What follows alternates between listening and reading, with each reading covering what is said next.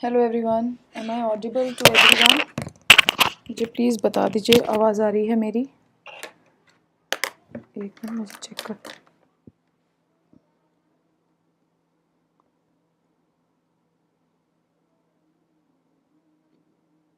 Okay, got it. Okay, so hello everyone, आज का हम सेशन शुरू करते हैं। प्रीवियस ईयर इम्पोर्टेंट क्वेश्चंस पे सेशन है। ओके, सो म्यूट कर दिया मैंने। Hello hello hello, how are you all?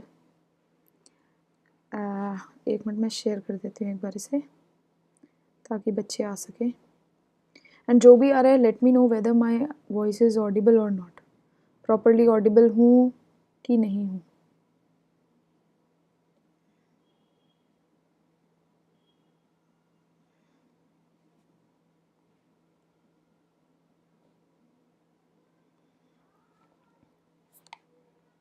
Okay, Mayank आ गया है। Mayank, am I properly audible to you? It's a 2 hour long marathon of all the important questions of poem portion. So am I properly audible to all of you? मेरी आवाज़ बिल्कुल आ रही है सबको? Audible है? क्या बात है, लिखते जाओ यार सबके सब, पता चलता जाए मुझे भी। ऑडिबल हूँ मैं? Properly Audible? बिल्कुल क्लियर आवाज़? Okay Mayank. So Mayank is saying yes. मुझे लगा आज भी कैंसिल होगी। नहीं नहीं, एक्चुअली उस दिन कोई इशू था मेरे इंटरनेट कनेक्शन के साथ। ओके, बहुत अच्छे से आ रही है। हेलो खुशी, हेलो, हाउ आर यू बच्चे? सो आज हम करेंगे इम्पॉर्टेंट क्वेश्चंस ऑफ पोएम। सो कितनी पोएम है हमारे सिलेबस में? Hello, good evening Gunnu. कितनी पोएम है हमारे सिलेबस में? बताएगा कोई? कितनी पोएम है? बोलो बोलो बोलो, बताओ लाल बाल गोपाल, कितनी पोएम है? 4 to 5? यही नहीं पता। हाँ जी, ये क्वेश्चंस गारंटीड क्वेश्चंस हैं बच्चे, गारंटीड क्वेश्चंस। ओके, अरे अरे अरे, गारंटीड क्वेश्चंस हैं ये, आएंगे ही आएंगे पेपर में, ठीक है? Okay,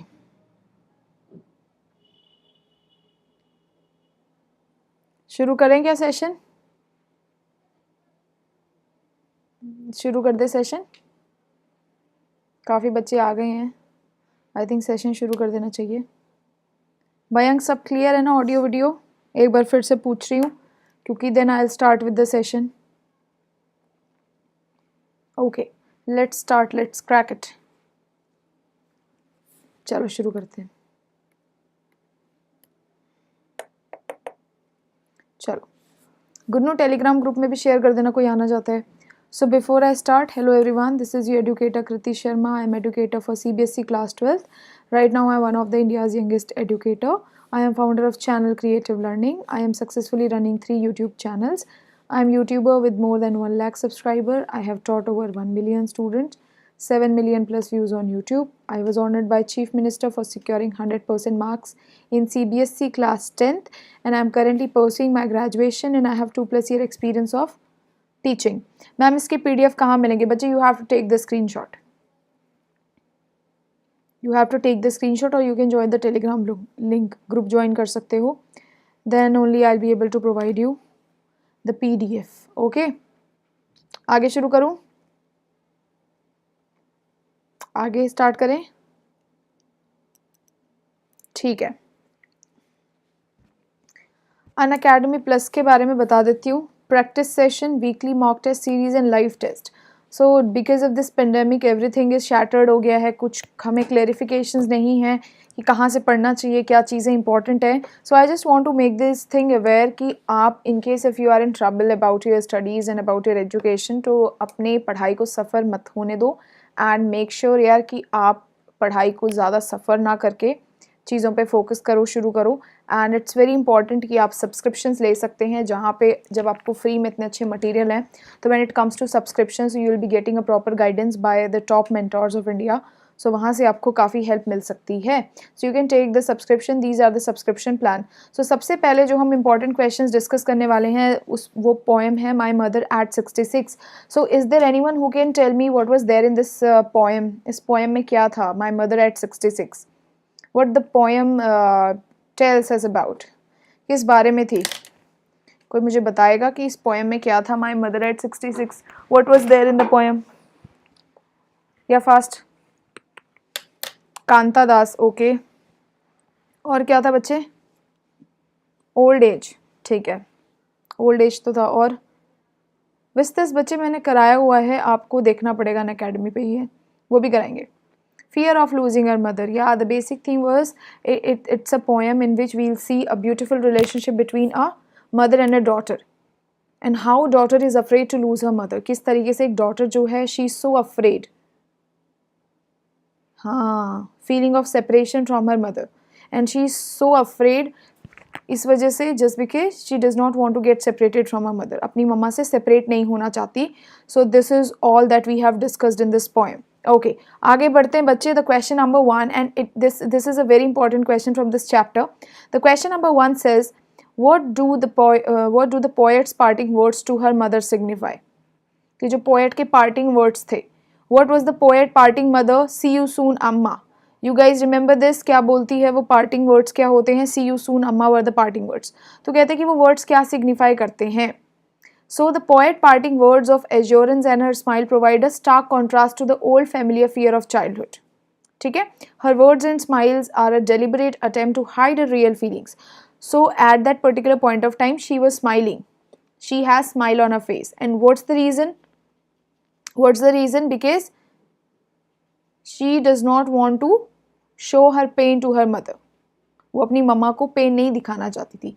even though she was so sad, वो काफ़ी ज़्यादा सैड थी बिकॉज वो अपनी फैमिलियर एक्स से थे, वो मिलने वाली थी, जस्ट बिकॉज वो जो फियर था कि कभी ना कभी उसकी मम्मा उससे दूर हो जाएगी, एंड वो अभी सामने आ रहा है because she was not sure कि she would be able to meet her mother again और not. But somewhere she tried her level best to hide all of her emotions. And why she doing that? क्यों कर रही है वो ऐसा? Because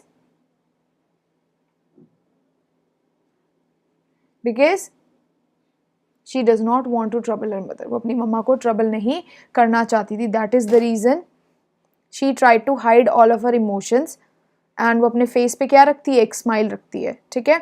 so जब भी बच्चे मैं पढ़ा रही होती हूँ, आई ऑलवेज एक्सपेक्ट कि आप लोग नीचे आंसर्स करते रहो, नीचे इंटरेक्शन रखो proper. Okay, so that was the point कि ऐसा लगता था कि जो उसकी मम्मा है वो क्या है? बुरा ना लगे. Hello Newton Isaac.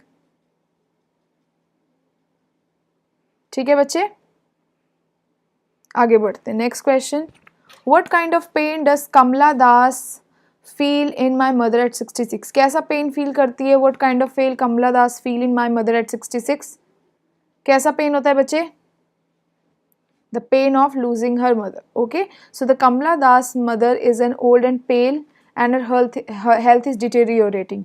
कैसी है हेल्थ जो है वो ख़राब हो रही है ना बच्चे? एंड इस वजह से the poet feels a familiar pain. And what's the familiar pain? Familiar pain of losing her mother. ठीक है? And she has an ache inside her heart that she might not be able to see her mother again because of her deteriorating health की वजह से उसे ऐसा लगता था कि she might not be able to see her mother again, कि वो दोबारा से अपनी मम्मा को नहीं देख पाएगी. And what was the pain of losing her mother. तो इस पूरे चैप्टर में एक क्वेश्चन जो कॉन्स्टेंटली कंटिन्यूसली पूछा जाता है, दैट इज़ अबाउट पेन. कि पेन क्या है, उसे अपनी मम्मा को खोने का डर क्यों है. सो ये सब चीज़ें, what's the pain is of that she does not want to lose her mother, that is the pain. Question third, why are the youngsters described as sprinting? It's not springing, it's sprinting. जो youngsters हैं उनको sprinting क्यों बताया गया? कोई मुझे बताएगा इस चीज़ का आंसर? sprinting क्यों बताया गया है?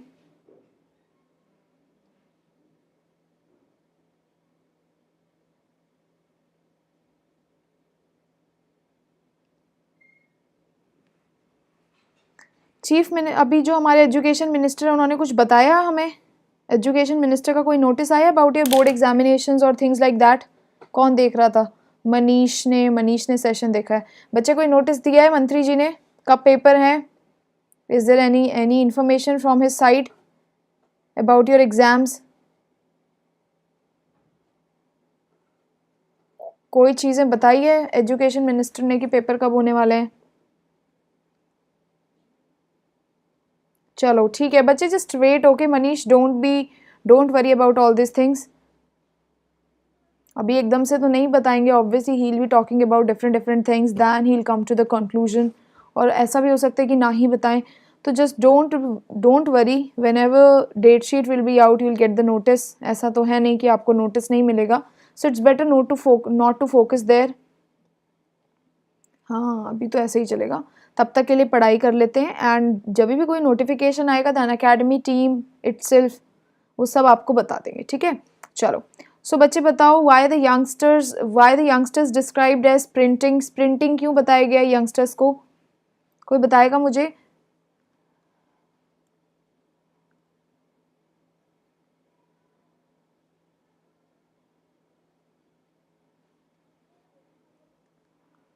हाँ, because of the enthusiasm that they were having, they were full of enthusiasm. कैसे थे वो? फुल ऑफ लाइफ थे।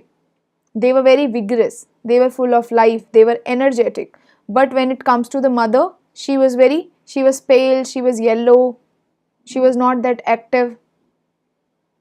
कैसी थी? She was not active. And जो ये springing youngsters हैं, they are the symbolic of beginning of life, and they are symbolizing the life, कि how the life is different दोनों लोगों के लिए, उसकी ममा के लिए भी और उन बच्चों के लिए भी, ठीक है।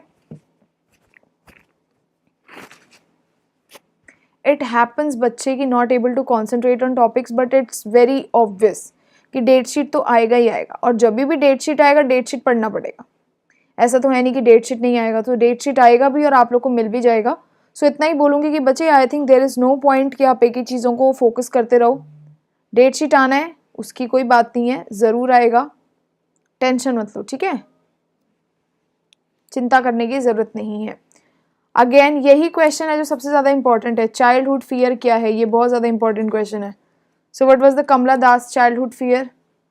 क्या फियर था कमला दास का childhood fear? That she would lose her mother, would be separated from her mother for ever, ठीक है। Death and decay of her mother, same thing है, ये बार बार एक ही चीज़ के क्वेश्चन आते जा रहे हैं, तो ये चीज़ें ध्यान रखते रहना, ठीक है। और जब भी तुम्हारी डेट शीट आएगी यार, मैं पूरी कोशिश करूँगी कि आप लोग को बता दूँ, अभी टेंशन मत लो। सो बाकी तो पता चल ही जाएगा, जब चीज़ें होती हैं तो पता चली जाती हैं, एकदम से वायरल हो जाती हैं। What familiar ache and childhood fear did Kamala Das feel? कैसा familiar ache और childhood fear है? The questions are same, but the way the examiner have asked the questions are different. जिस तरीके से पूछा गया है वो different है। जैसे कि since her childhood, Kamala Das always feared that she would lose her mother or separated from her. Now that mother is old and frail मतलब कमज़ोर, and her health is deteriorating, खराब हो रही है, the family ache resurfaces that she might not be able to see her mother again. So every time the question is same, the answer is also same, but examiner just have molded the questions. उनको घुमा दिया है, घुमा फिरा के पूछा गया है, क्योंकि हर ईयर सेम क्वेश्चंस तो देंगे ही नहीं। नमस्ते बच्चे, हर ईयर तो they will not going to give you same sort of questions, so that is the reason उन्होंने थोड़ा थोड़ा उसमें चेंजेस किया है। सो कमला दास क्या है, always feared that she would lose her mother or separated from her, and now that her mother is old and frail and her health is deteriorating, the familiar ache resurfaces that she might not be able to see her mother again. और यही हो रहा है कि that she might not be able to see her mother again, अपनी मम्मा को दोबारा से वो नहीं देख पाएगी, ठीक है।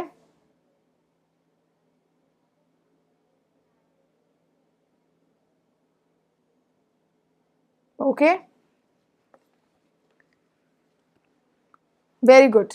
What were the poet's feeling as she drove to Kochi airport? जब वो कोची एयरपोर्ट जा रही होती है तो उसकी कैसी फीलिंग्स होती हैं बच्चे, कोई मुझे बताएगा? What were the poet's feeling as she drove to Kochi airport? कोई बताएगा कि कैसी फीलिंग हो रही होती है? याद है कि उसकी जो मम्मा है, she saw her mother who was sitting behind the car, और उस कार में वो क्या देखती है? she saw her mother dozing open mouthed in the car. Open mouth होती हैं, लिख लिया करो ये सब चीज़ें। ओपन माउथड थी and she was disturb at she felt her mother looked old and she started feeling very sad. Why? After seeing her mother growing old and withered, and her childhood fears started to haunt the poet. And जो भी उसके childhood fear थे, they again started haunt her. उसे दोबारा से haunt करना शुरू कर दिया था. Okay बच्चे? निखिल बच्चे, I am teaching all the important questions of poem class 12th, सारे के सारे जो बोर्ड्स में आ सकते हैं एंड इसी से काम हो जाएगा, इससे ज़्यादा कुछ करने की ज़रूरत पड़ेगी नहीं, ठीक है। She feared if her mother would still be alive on her return, और उसे इस बात का भी डर लगता है कि जब वो अपनी दोबारा से वापस आएगी तो क्या उसकी मम्मी उस समय तक होगी भी या नहीं, this because of the bad health. बच्चे time, how time has flown so fast, कितने जल्दी जो टाइम है वो गुजर गया, ठीक है। क्वेश्चन 6 आ गया।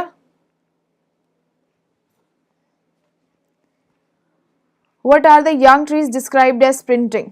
What are the young trees described as sprinting? Delhi में ये क्वेश्चन आया हुआ है 2012 में कि young trees को sprinting क्यों बोला गया है।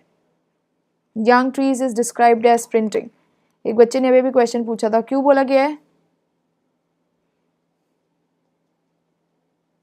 बोलो।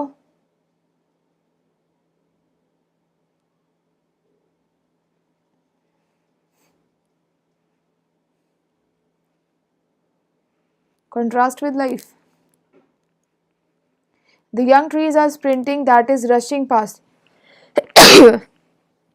Sorry, rushing past मतलब बच्चे पीछे की तरफ जाना।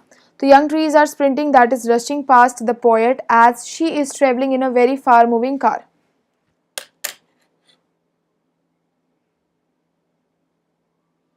हाँ ठीक है, तो young trees are sprinting, that is rushing past the poet as she is traveling in a very fast moving car. बहुत तेज चलने वाली कार में वो जा रही है। And while she was traveling, जैसे जैसे वो ट्रैवल कर रही होती है एक व्हीकल में, so the objects outside appear to be rushing past in the opposite direction. तो बच्चे whenever you travel, जब आप ट्रैवल करते हो ना, let's say this is my car, this is trees, these are trees let's say, and ये मेरी car है, तो जब मैं आगे की तरफ जाऊंगी तो मुझे ऑब्वियसली ये किस तरफ दिखेंगे, ट्रीज जो हैं वो किधर मूव होते हुए दिखेंगे, in the opposite direction. See if I am moving forward, तो ऑल द ट्रीज कैसे दिखेंगे, as they are moving in the opposite direction, ऐसा ही होता है। हाँ जी, जुकाम हो गया बच्चे मुझे, ठीक है। So while travelling in the speeding vehicle the objects outside appears to be rushing in the opposite directions, ऐसा लग रहा था। saw Dr. Ramesh Pokhriyal Nishank, boards postponed, date sheet to be announced before 15th Jan. क्या date sheet postpone हो गई है, मतलब dates postpone कर रहे हैं। यू श्योर अबाउट दिस दक्ष?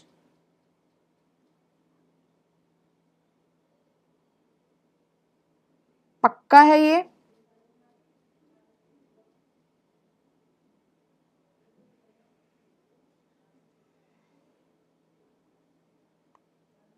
चलो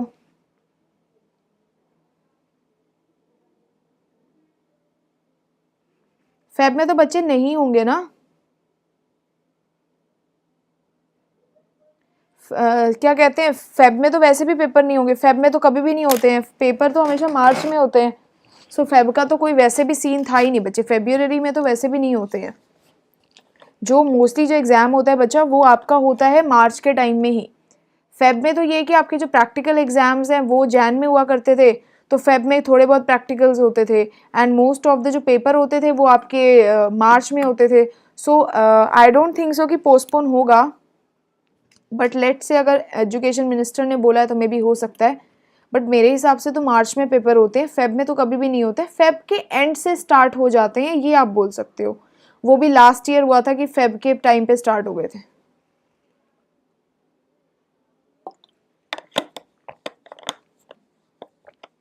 प्री बोर्ड्स तो बच्चे सी, जो प्री बोर्ड्स है वो तो स्कूल कंडक्ट कराता है, और इस बार तो तुम्हें पता है कि कोई स्कूल का कोई सीन है नहीं, तो इस बार तो ऐसा कोई इशू है नहीं, प्री बोर्ड्स तो हो नहीं रहे हैं।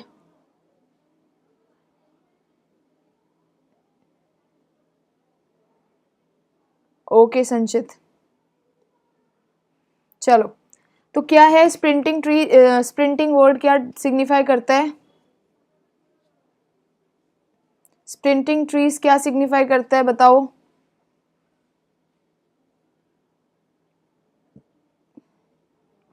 अभी बताया मैंने।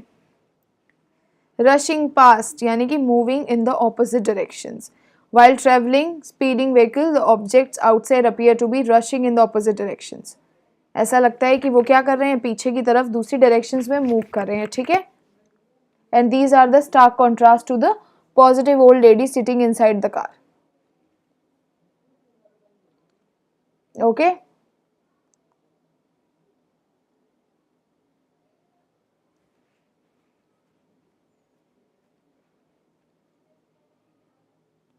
बच्चे एज और टाइम सेम हो गया ना, जैसे जल्दी जल्दी टाइम निकला यानी वो कितने जल्दी बूढ़ी हो गई है, यही बताना चाह रही थी मैं आपको भी। How does Kamala Das try to put away the thoughts of her ageing mother? कैसे जो कमला दास है वो अपने सारे थॉट्स, जो उसकी मम्मी जो बूढ़ी हो रही थी, उस सारे थॉट्स को कैसे दूर करती है? How does Kamala Das try to put away the thoughts of her ageing mother? अपनी मम्मी, जो उसकी मम्मी की एज बढ़ रही थी, वो सारे थॉट्स को कैसे दूर करती है? कोई बताएगा मुझे? What she do in order to distract herself? We have already discussed this, कि कैसे वो अपने को डिस्ट्रैक्ट करने के लिए काम करती है। Yes, she started looking outside the window. Outside the window, and when she looked outside, she notices two things. दो चीज़ें वो नोटिस करती हैं। पहला तो यंग ट्रीज देखती है, यंग ट्रीज रनिंग पास्ट यानी कि moving in the opposite directions, and दूसरा children sprinting out of their homes to play. दूसरा बच्चों को देखती है जो अपने घर से बाहर खेलने के लिए निकल रहे होते हैं। So basically how she distracted herself, she started looking outside the window. Yes, and when she started looking outside the window, होता क्या है? She notices different things. First, she saw the young trees running past her, यानी कि moving in the opposite directions कह सकते हो। And then second thing, she saw merry Christmas children speeding out of their homes. अपने घर से बाहर निकल रहे थे खेलने के लिए, ठीक है। And both the things were a stark contrast with the mother. आगे समझ में क्लियर है?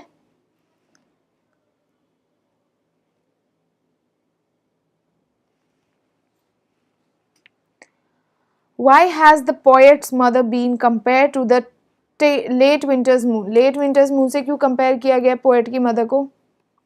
Why the poet mother has been compared to the late winter's moon? Late winter's moon क्या होता है बच्चा? कोई मुझे बताएगा? आइजैक न्यूटन, शाबाश बच्चे। late winter's moon क्या होता है?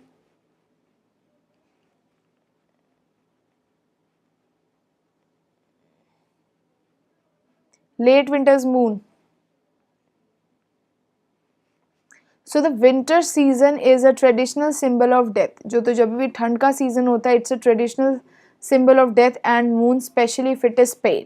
So it enhances the image of decay. So क्या enhance कर रहा था वो? Symbol of death था, especially जब कोई भी moon pale होता है तो वो enhance करता है image of decay, ठीक है। So the poet pale and colorless face that has become rather wrinkled due to old age gives her a look that the poet compares with late winter's moon. Just because her mother face was pale and yellow, बहुत ज़्यादा pale yellow था, she was dull. कैसी dull थी? Same as the late winter's moon. जैसे ही late winter's moon में क्या हो जाता है? लेट विंटर्स बोले तो ठंडियों के टाइम पे जो मून होता है ना, वो डल और पेल हो जाता है because of the fog and mist. So the same thing is happening with poet's mother as well. जो उसकी शक्ल है that is pale, yellow and dull, same as the winter's moon, late winter's moon, जो कि कैसा हो जाता है? पेल एंड येलो हो जाता है because of the mist and fog, ठीक है। So that's the whole point of this question. Now you have to read the extract given below and answer the questions that follow. And felt that old familiar ache, my childhood fear, but still I said was see you soon, Amma. All I did was smile, smile and smile. So this is the last passage. ये last कुछ lines है आपकी, last few lines of your poem My Mother at 66. और बोलती क्या है? What was the childhood fear that now troubled the poet? What was the childhood fear? Again, this question is repeating again and again. The childhood fear is the fear of losing her mother. That was the fear. Next question है, why do the poet's parting words suggest? क्या suggest करते हैं poet के parting words?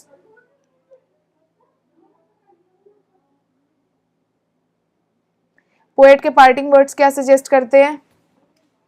The poet parting words reveal her fear. एक तरफ से तो क्या है?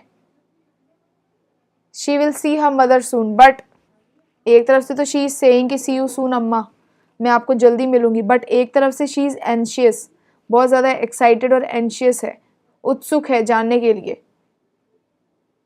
परेशान है अपनी मम्मी की बुरी हालत को लेकर के, because of a mother deteriorating health, and that is the reason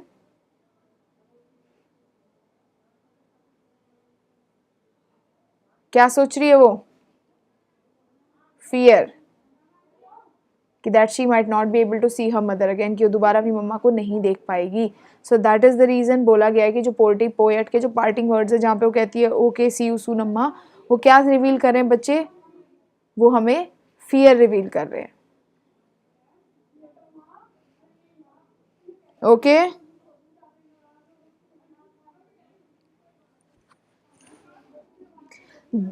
अब लास्ट है, why did the poet smile and smile? Poet क्यों स्माइल करती है? Because she does not want her mother to feel bad about it. She want to bid a farewell to her mother. कैसा farewell? Full of happiness and joy. She want to hide all of her feelings and emotions. जो भी उसके feelings और emotions हैं उनको क्या करने की कोशिश कर रही है? हाइड करने की कोशिश कर रही है. Got it?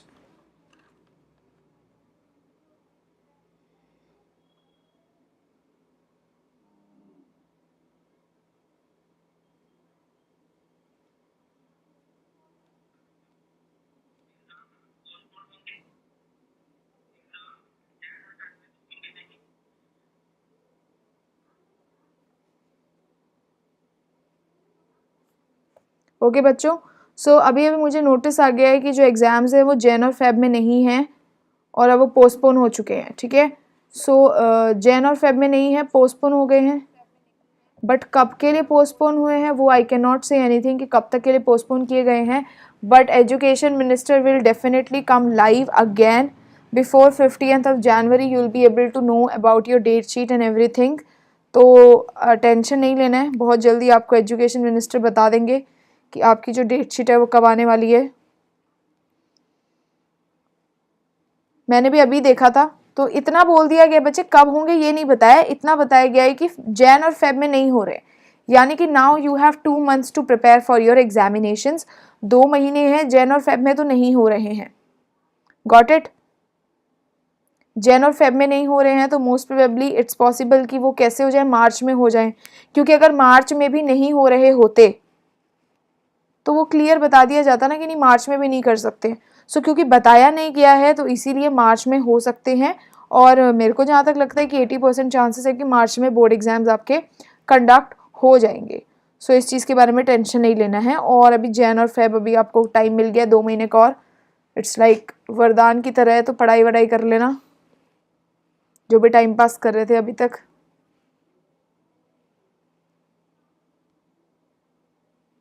ओके चलो नेक्स्ट पोएम करते हैं, that is an elementary classroom in a slum. So now tell me what's there in this poem. क्या है, what's the theme of this poem? क्या थीम है कि elementary classroom in a slum? दी मैंने story डाली थी, दक्ष ने स्टोरी डाली थी एंड इसने मुझे मेंशन किया था इंस्टाग्राम पे, तो I get to know about this. Elementary school classroom in a slum में क्या है बच्चे, बताएगा कोई मुझे? इस चैप्टर में क्या है? एनीवन? बताओ बताओ क्या होता है इस पोएम में?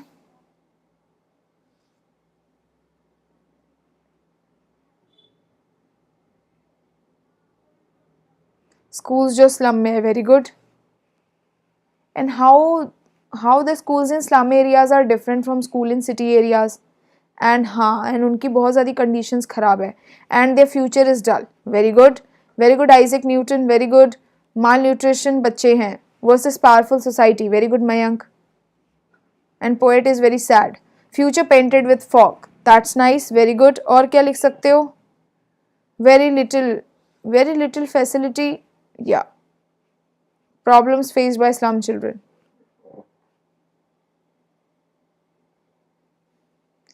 सोर क्रीमी वॉल्स, वेरी गुड. और क्या है?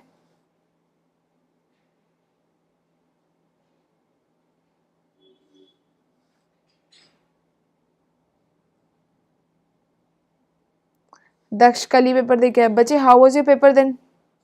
कैसा था तुम्हारा पेपर?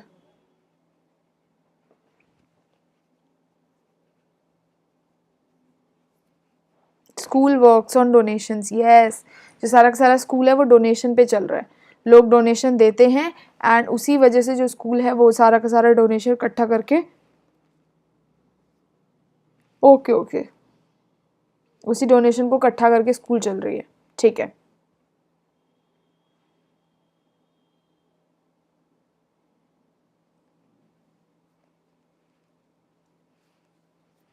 शुरू करें. और क्या है इस चैप्टर में, और क्या है इस पोएम में? बताओ यार, दिमाग लगाओ थोड़ा सा. Word map. और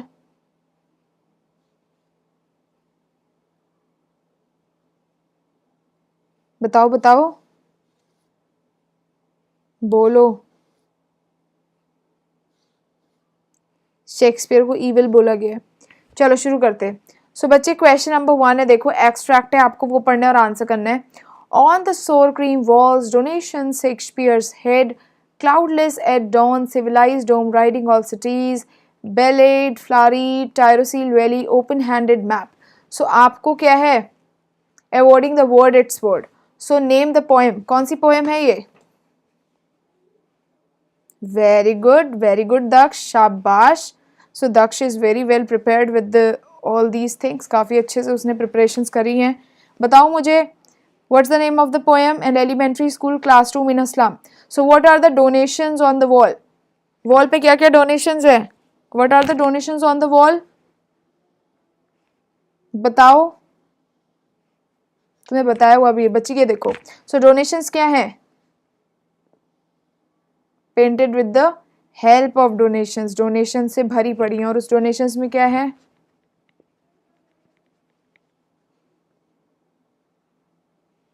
क्लाउडलेस स्काई है, वर्ड मैप है, पिक्चर ऑफ शेक्सपियर है, एंड देन टायरोसील वैली है एक जगह पे फ्लावर्स हैं.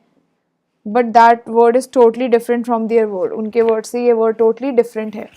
Y does the map award to the world? What does the map award the word?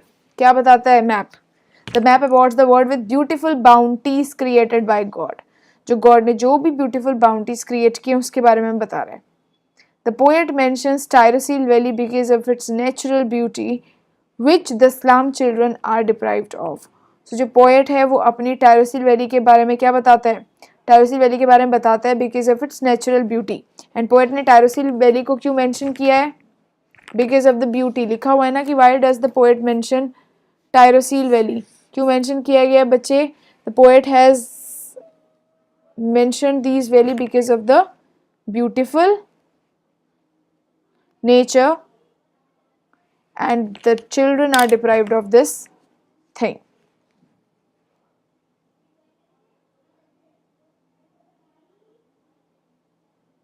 Got it? Got it?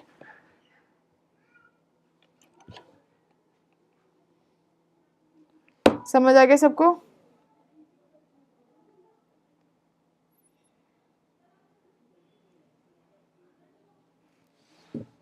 बढ़ जाऊं आगे?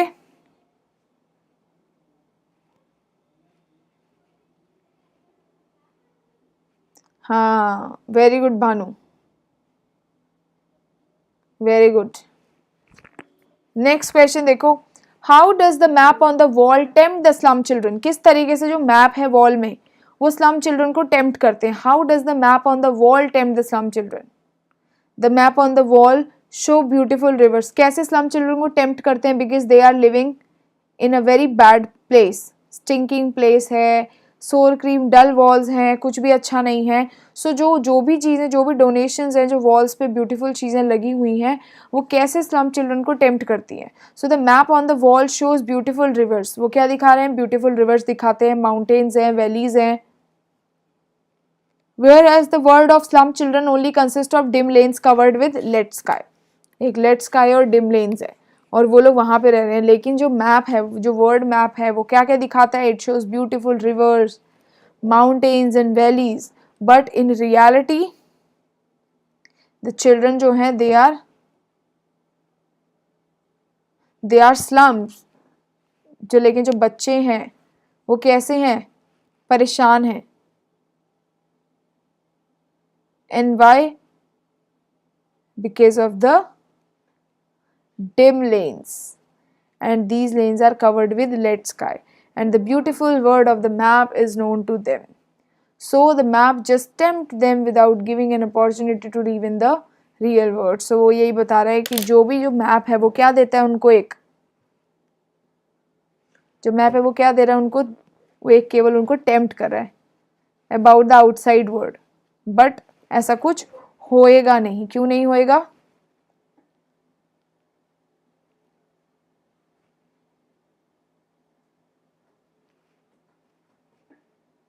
मयंक ने लिखा हुआ है, Bhanu Rathore. The world map is not the map of these childrens. Yes, the world that has been shown map में वो totally different था जो कि रियल मैप था. ठीक है. Third question, how is Shakespeare wicked and map a bad example for the children of school in a slum. So कैसे जो शेक्सपियर को बोला गया है कि शेक्सपियर विक्ड है and the map is a bad example, और मैप को बैड एग्जाम्पल क्यों बताया गया है, इसके बारे में लिखना है. तो Shakespeare is wicked and map is a bad example for the children of school in Aslam because they can never reach that level of education, because in slum areas there is no education, and according to the poet the slum children can never get that level of education कि वो क्या कर सके to understand the works of Shakespeare. So works of Shakespeare are considered really tough. Okay, and some children क्या हैं, they will not be able to understand the works of Shakespeare. And why? Because they are not getting that level of education, and their dirty filthy slums has no place in the map of beautiful world. And when it comes to their slum areas, जो filthy है, जो filthy है, sorry, filthy मतलब बुरा, गंदा, dirty slum है, उसका map में कहीं पे भी कोई जिक्र नहीं है. ठीक है.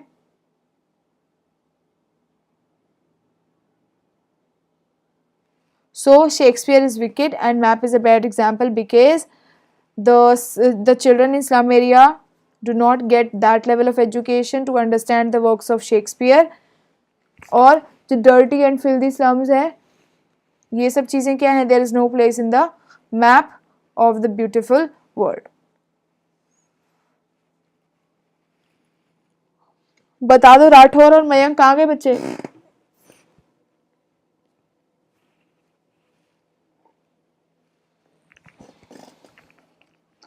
ठीक है, बता दो.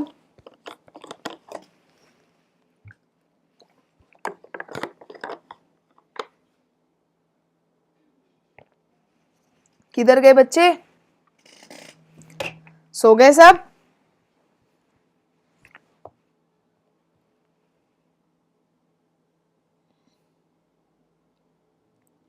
Very good. Yes.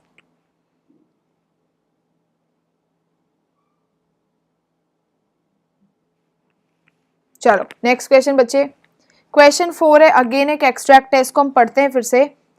break open to break the town and shows the children to green fields and make their word run azure on gold sands. So name the poem at the poet. क्या है name of the poem and poet? The name of the poem is an elementary school classroom in a slum. And what's the name of the poet? किसने लिखी है ये poem? देखती हूँ किसको पता है, किसने लिखी है पोएम।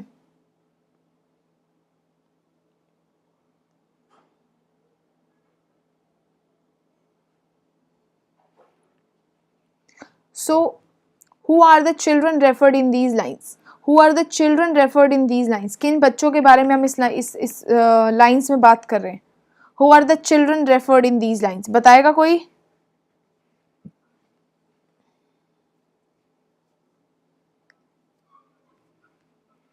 स्टीफन नहीं। चिल्ड्रन कौन है? The slum children are being referred in this line. कैसे बच्चों के बारे में बात कर रहे हैं? We are talking about slum children, जो बच्चे स्लम में हैं। What does the poet want for the children? वो बच्चों के लिए क्या चाहता है poet? The poet wants exposure to the world of freedom. So the poet wants the children to be free. क्या चाहता है? कि वो बच्चे क्या हो जाए? फ्री हो जाए। And he wants children to get educated. वो चाहता है कि वो पढ़े लिखे हों। An education for the slum children, that is what the poet is expecting from the people. वो क्या चाहता है? केवल he wants exposure, he want the children of the slum to be free and उनको क्या मिल जाए? बच्चे एजुकेशन मिल जाए। ठीक है। Now see the question number 4। What is the poets attitude towards these children? Poet का क्या एटीट्यूड था इन बच्चों के बीच में? इन बच्चों के लिए what was the poets attitude? The poet is concerned about the future of these children. Poet का कैसा एटीट्यूड है?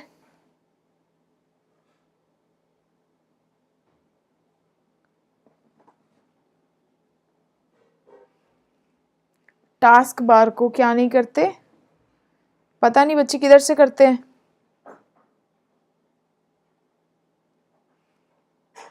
एक मिनट, हम मुझे ऐसे करने दो। आई थिंक अब होगा। अब सही है? किधर गया दक्ष? बच्चे अब सही है?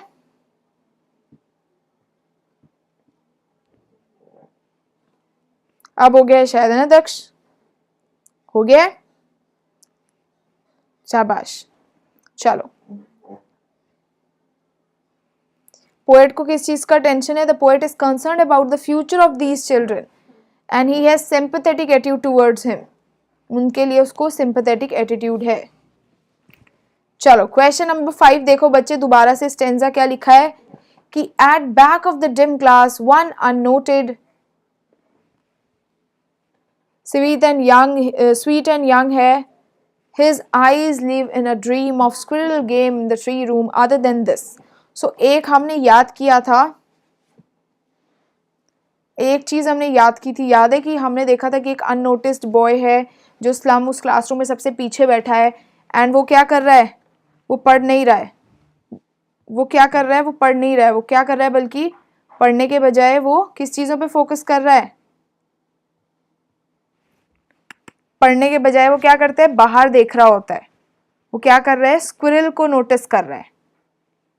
हाँ, he is dreaming about games and everything. So देखो, why is the class dim? पहला क्वेश्चन है, तुम मुझे बताओ।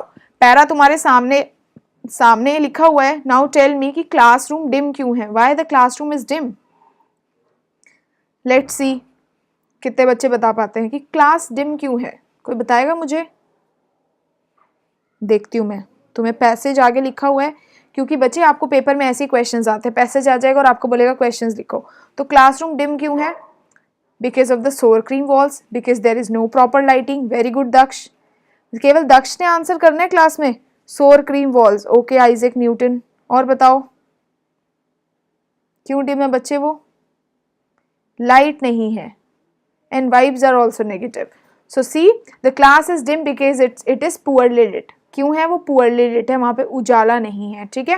Next question, why is the young children different from others? ये बच्चे हैं, जो स्लम के बच्चे हैं, इनको दूसरे बच्चों से डिफरेंट क्यों माना गया है? Why the children are considered different from others? इनको दूसरे बच्चों से डिफरेंट क्यों माना गया है? बताएगा कोई मुझे कि why these children are different from other? क्यों है ये दूसरे बच्चों से डिफरेंट? बताओ।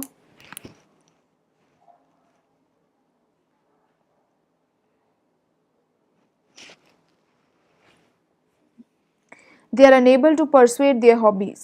malnutrition.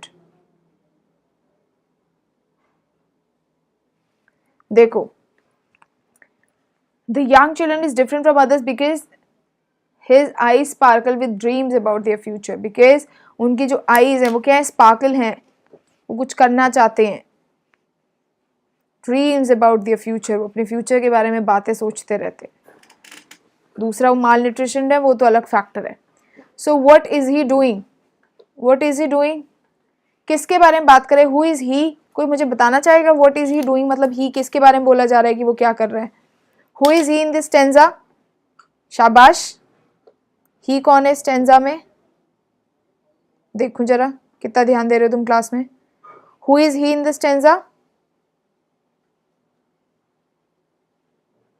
शाबाश. he कौन है बच्चे? Unnoticed young boy. Yes. तो वो क्या है, वो क्या कर रहा है? What is he doing? वो बच्चा जो लास्ट बेंच में बैठा हुआ है वो कर क्या रहा है?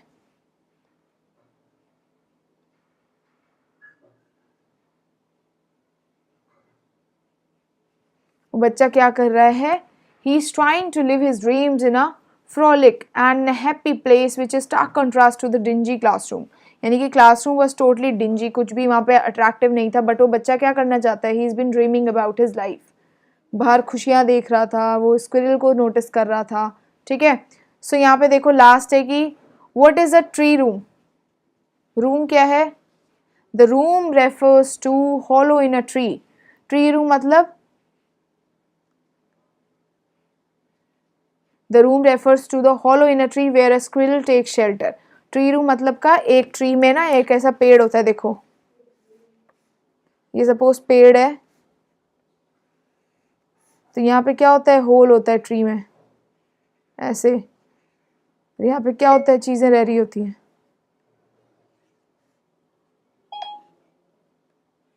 होता है नहीं होता? एक ट्री होता है उसमें चीजें हो रही होती हैं. hollow in a tree. So क्या रिप्रेजेंट करता है? It refers to hollow in a tree. Very good.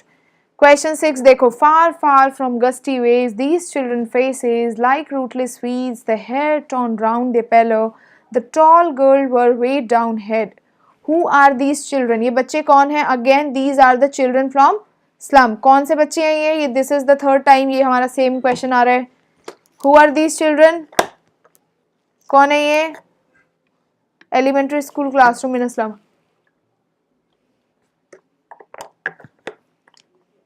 कौन बच्चे हैं ये? स्लम के बच्चे. What does the poet mean by gusty waves? Gusty waves का मतलब क्या होता है बच्चे? Yes, malnutrition, children of slum area. Very good Bhanu. मुझे बताओ what does the poet mean by gusty waves? बच्चे gusty waves मतलब gusty waves बोले तो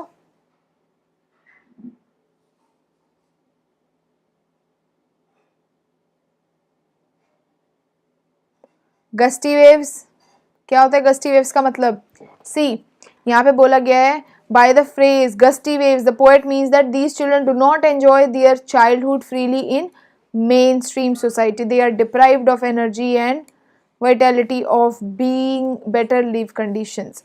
यानी कि वो क्या हैं? They are not living their life happily and they are deprived of energy. Energy से deprived हैं एंड ये कुछ भी अपनी लाइफ को एंजॉय नहीं कर रहे. They are just facing the problems.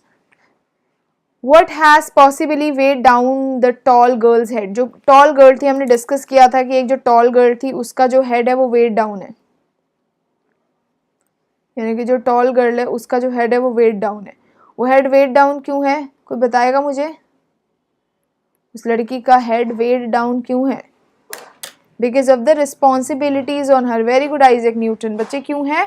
Because of the responsibilities, the struggle and the misery. Because of the responsibilities, the struggle. She is poverty stricken. And all these things have, yes, depression. And all these things की वजह से वो क्या है? बहुत ज़्यादा depressed feel करती है. अब सबसे important point. Identify the figure of speech used in these lines. Figure of speech बताओ जरा, देखूं कौन बताता है. सब फिगर ऑफ स्पीच बताओ.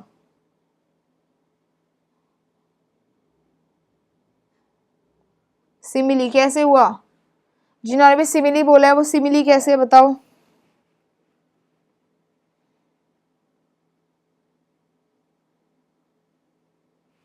बताओ बच्चे।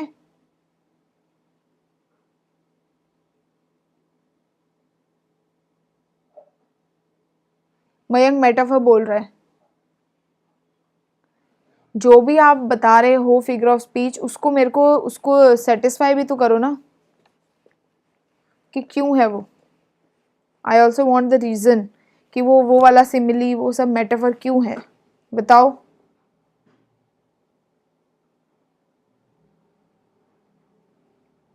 Yes very good Isaac Newton की लाइक रूटलेस वीव्स। हमने रूटलेस वीव्स जहाँ पे भी लाइक यूज होता है वो कौन सा फिगर ऑफ स्पीच है? सिमिली। Very good. आगे बढ़ते हैं। To whom does the poet in the poem an elementary school classroom in Islam makes an appeal? किससे अपील कर रहा है poet? What is the appeal? Educated and affluent section of the society से appeal कर रहा है। किन से अपील करता है पोएट? एडुकेटेड और affluent section of the society, जो ऑलरेडी कुछ कर चुके हैं लाइफ में, उनसे वो अपील करने की कोशिश कर रहा है। और क्या कह रहा है? Who should try to improve the conditions of the children. और उसके हिसाब से ये जो लोग हैं they should take this responsibility कि वो क्या कर सके, उनके कंडीशंस को इम्प्रूव कर सकें। So he feels the people is general people he feels the people in general and the governments in particular have no feelings of these unfortunate children.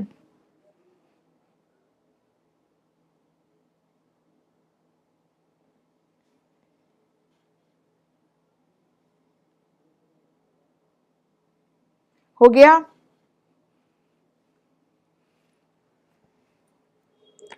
Question 8. How is the atmosphere inside the elementary school classroom in a slum different from the one outside it? कि कैसे जो atmosphere था elementary school classroom वो totally different था। कैसे different था? Because it was far away from the bounties of the nature. The place was dull, pale yellow. There was negative energy in the room. Morbidity and interactivity था, inactivity था, nobody was active. The classroom है that was poorly lit and not maintained properly. और सोर cream walls colour की उसकी क्या थी? Walls थी सोर क्रीम कलर की वॉल्स थी। Deprived of lush green beauty of nature, the children spend their life in the barrenness of wasteland where there is no hope for their future.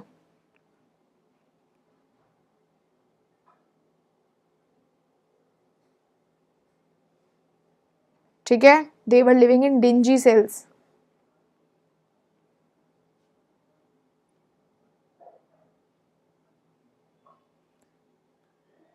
Very good.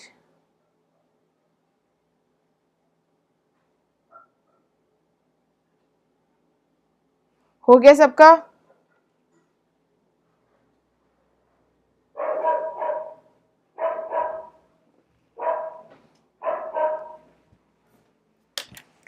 And despite of despair and disease pervading the life of slum, the children, they are not devoid of hope. How far do you agree? इतना सारा despair होने के बाद, बुरा होने के बाद, इतनी सारी disease होने के बाद भी उनके अंदर से होप खत्म नहीं हुआ है। ऐसा कैसे आप कह सकते हो?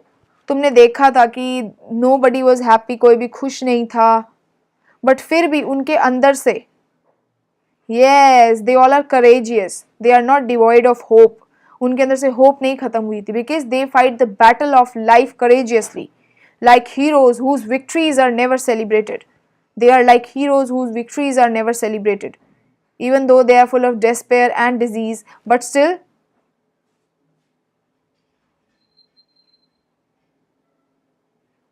they all were very courageous. ठीक है? And but still they make desperate attempts to live against all odds. इतना सब कुछ, इतनी बुराइयां होने के बाद भी, इतना बुरा उनके साथ होने के बाद भी, they finally make desperate attempts to live life against all the odds. Their hopes come from the governor, the inspector, visitor and the sympathetic attitude of the people, यानी कि सब ने बहुत बुरा करने की कोशिश करी, but at the end they fought with all these things as the courageous heroes. एक करेजियस हीरो, एक बहादुर हीरो की तरह उन्होंने इन सब चीज़ों से डील किया और लड़ाई करी, बिकॉज वो क्या नहीं चाहते थे, इन सब चीज़ों को ऐसे ही नहीं छोड़ना चाहते थे, they wanted to fight. Okay, उनके मन में होप थी। What message does Stephen Spender convey through the poem in elementary school classroom in a slum? And very important question है कि theme क्या है, message क्या दिया है? So through the poem in elementary school classroom in a slum, Stephen Spender makes a frantic appeal to be affluent sections of the society to improve the lot of slum children whose only hope for redemption is through the medium of education. So what's his appeal? He is targeting the affluent section of the society जो कि already educated है, उनको target करके कहता है कि it's their duty to fulfill the needs of slum children. They should also get education so that they can fight with all these things. They can deal with their life or they can do something in their life. So they should be educated. उनको पढ़ाई करानी चाहिए। ठीक है, आगे समझ में?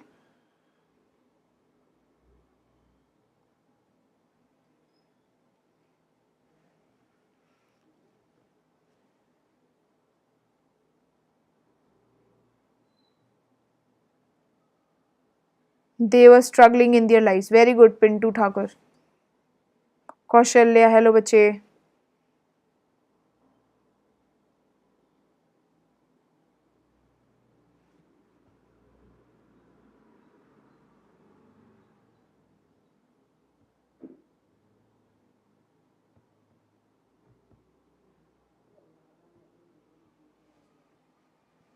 ठीक है, चलो आगे बढ़ते हैं। मैम ने भी बोला था। Hello Pandit Bhardwaj.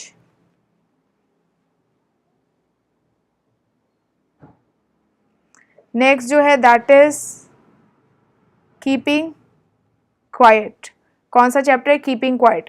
So tell me the theme of the poem keeping quiet. Keeping quiet में क्या होता है, बताएगा कोई मुझे?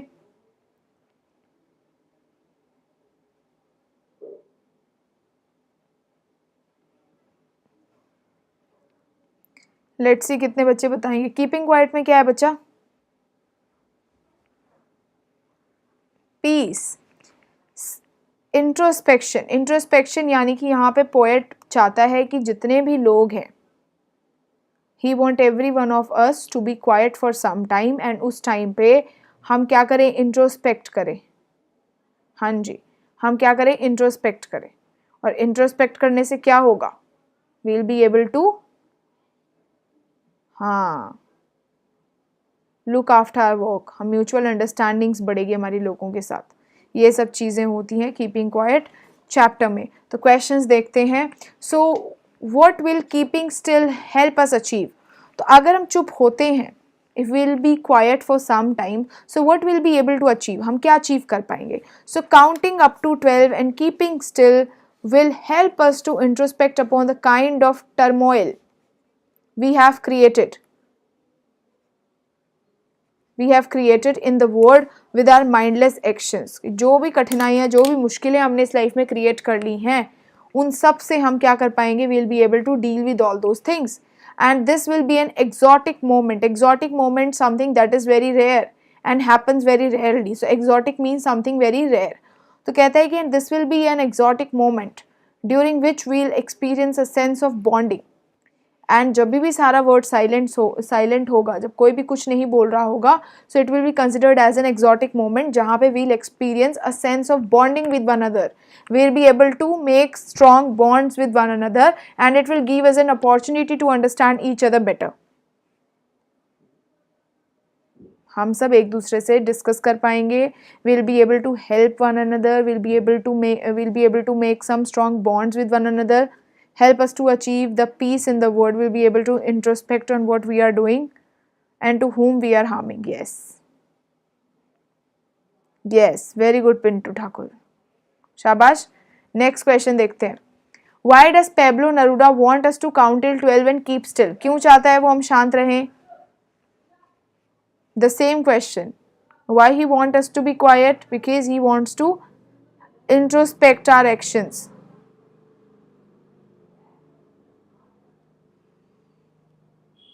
Hello Akshay.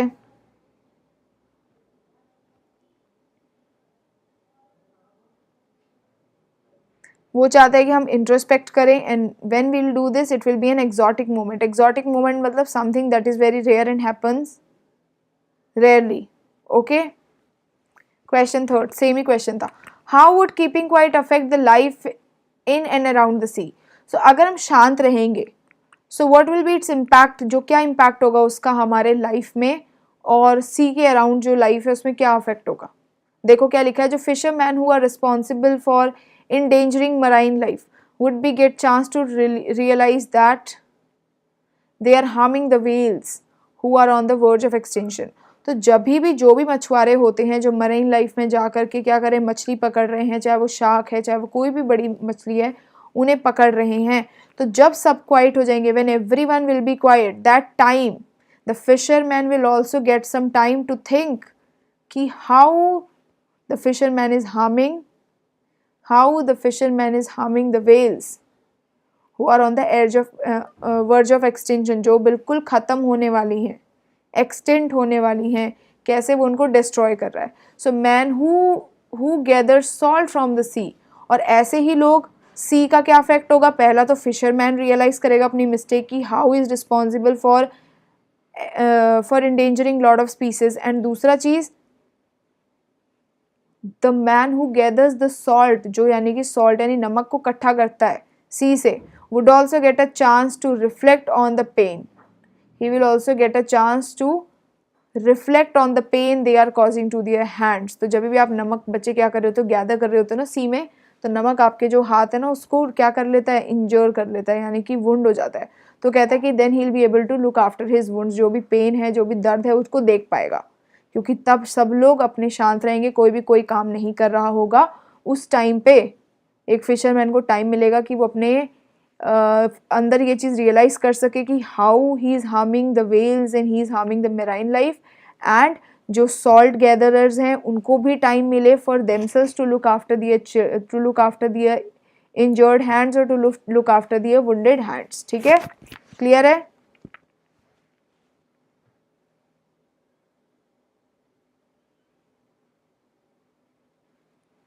चलो नेक्स्ट क्वेश्चन.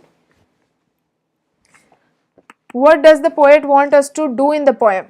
Poet क्या चाहता है पोएम में, क्या करें हम. He wants us to be keep quiet and still. He wants us not to move our hands. अपने आर्म्स को हम मूव ना करें. एंड अगर हम अपने आर्म्स को मूव नहीं करेंगे तो क्या होगा, if we'll not move our hands or will not move our arms, will not use any weapons against human beings. Very good. कि हम अपने हाथों में हथियार नहीं लेंगे. And we'll be able to judge our actions, all the bad deeds that we have done till now. जितनी भी बुरी चीज़ें हमने करी हैं, we'll be able to look after those things. हम उन चीज़ों को क्या कर पाएंगे, देख पाएंगे, नोटिस कर पाएंगे. सबको क्लियर है. ठीक है. Next question. How will keeping quiet protect our environment. अगर हम शांत रहते हैं, if will count up to 12 और हम कुछ नहीं करेंगे, विल डू नथिंग और हम केवल स्टिल रहेंगे, सो वो इन्वायरमेंट को कैसे प्रोटेक्ट करेगा, कोई बता सकता है. हाँ, कोई बता सकता है. Very good. To get free from our burden and look a chance a point over the introspection. Very good. कोई मुझे बताएगा बच्चे कि कैसे, how will be able to save the environment if will be keep quiet. अगर हम शांत रहेंगे तो हम अपने इन्वायरमेंट को कैसे सेव कर सकते हैं, कैसे प्रोटेक्ट कर सकते हैं, कोई मुझे बताएगा. If we'll be quiet, will not be able to indulge in chemical and nuclear wars.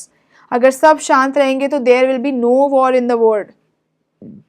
कोई भी war हम वर्ड में नहीं यूज करेंगे. जितनी भी टॉक्सिक गैसेस होंगी वो नहीं होंगी. There will be no noise pollution and there will be greenery all around. No cold war, no nuclear war, yes, and in this way we'll be able to save the environment. कोई pollution नहीं होगा, no machinery will work, if no machinery will work, then there will be no noise pollution, कोई noise pollution नहीं होगा, there will be no sounds of horn, no noise of horn, and what else, no toxic gases in the environment will be released. कोई भी toxic gases जो है वो environment में release नहीं होंगी. Yes.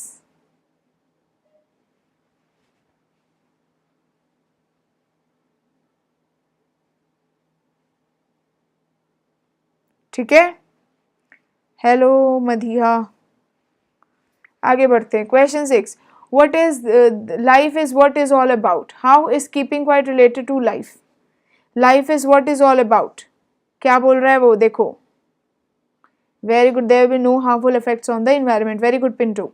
Next देखो. The poet advocates keeping quiet and inactivity, but he does not want us to be confused with the death. क्या बोले, life is what it is all about, कि लाइफ वही है, ज़िंदगी वही है जैसी वो होनी चाहिए.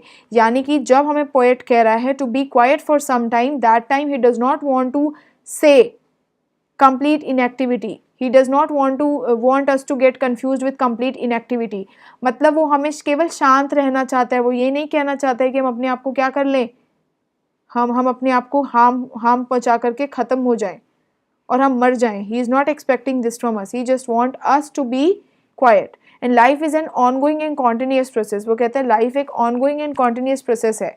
सो it should not come to the stand still under any circumstance. तो वो किसी भी कंडीशन में हमें बिल्कुल उसको क्या नहीं करना चाहिए, इनएक्टिव नहीं कर देना चाहिए.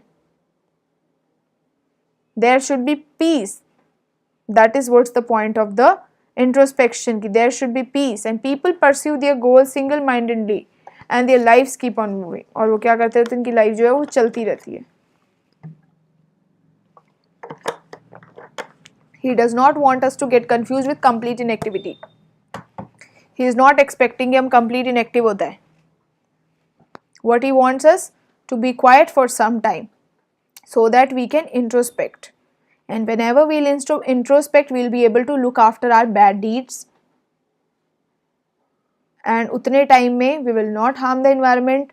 We'll be able to save the environment. There will be no war, no cold war, no nuclear wars. There will be no pollution in the air. Yes.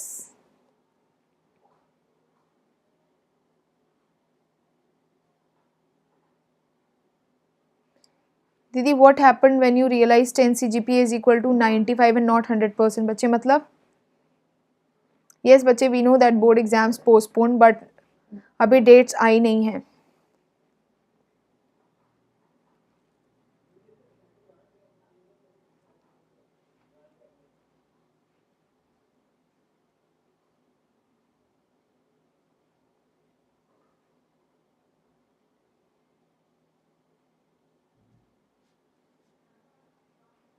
खुश हैं सब, बोर्ड पोस्टपोन हो गए तुम्हारे? नाचो गाओ, हो जाए थोड़ा डांस गाना. चलो नेक्स्ट क्वेश्चन देखो. What is the sadness the poet refers in the poem The Keeping Quiet? किस तरीके के सैडनेस के बारे में बात की जा रही है बताओ.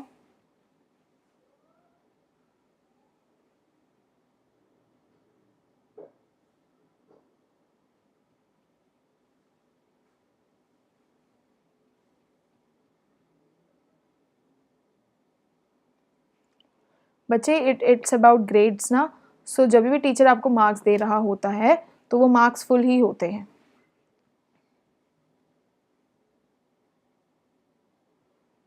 बच्चे एजुकेशन मिनिस्टर लाइव आए थे आज 4 o'clock. So most of the students are saying that उन्होंने जो बोर्ड हैं वो पोस्टपोन कर दिए हैं. But he haven't talked about ये जो आपके डेट शीट्स एंड ऑल है, and he will be launching the date sheet soon. जल्दी से लॉन्च करेंगे, releasing the date sheet soon. But अभी के लिए there is no such notice. कब आएगा?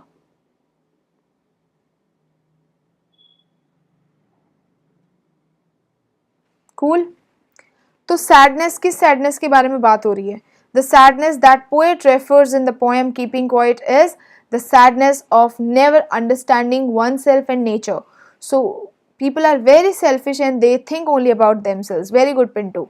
सो वो क्या बोलता है कि ह्यूमन बीइंग जो हैं, जो सैडनेस है इस पोएम में, वो किस चीज़ के बारे में है?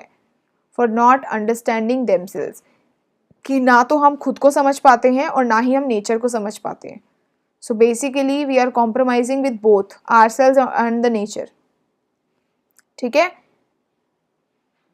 Human being is a frenzy of activities, have no time for introspection. He is filled with activities. He has lot to do, but he has no time to introspect and thus threaten themselves with death or destruction. They have no time for themselves, they don't think about themselves, and then what they do? Most of the people use different methods. और वो methods क्या हैं? They harm themselves with death or destruction. अपने को death और destruction से harm करते हैं. And this darkens their way with distress and wretchedness. Okay, so यही है, इसके बारे में मैंने बात कर ली कि सैडनेस क्या है. For not understanding ourselves and the nature. We are busy, we remain busy in our work, और इस काम में बिजी रहने के बाद क्या हो जाता है? We threaten ourselves with death and destruction. Okay, शाबाश. नेक्स्ट देखो.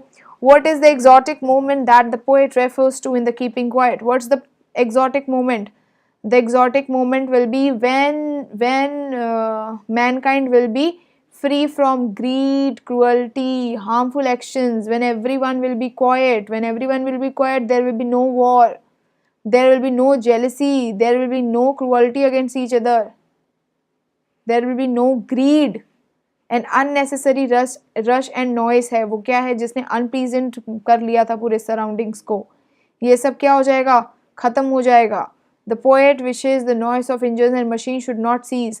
यू कैन टेक दिस एक एग्जॉटिक मोमेंट. सेम ऐसा तो नहीं है, बट आप इसका एग्जाम्पल ले सकते हो.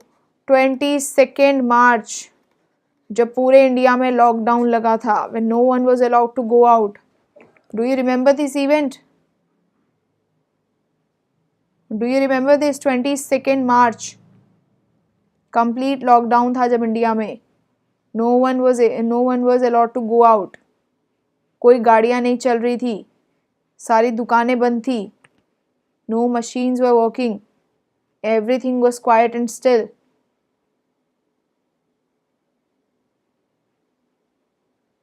ठीक है? So that you can take as an example. Yes, पूरा शांति नहीं थी.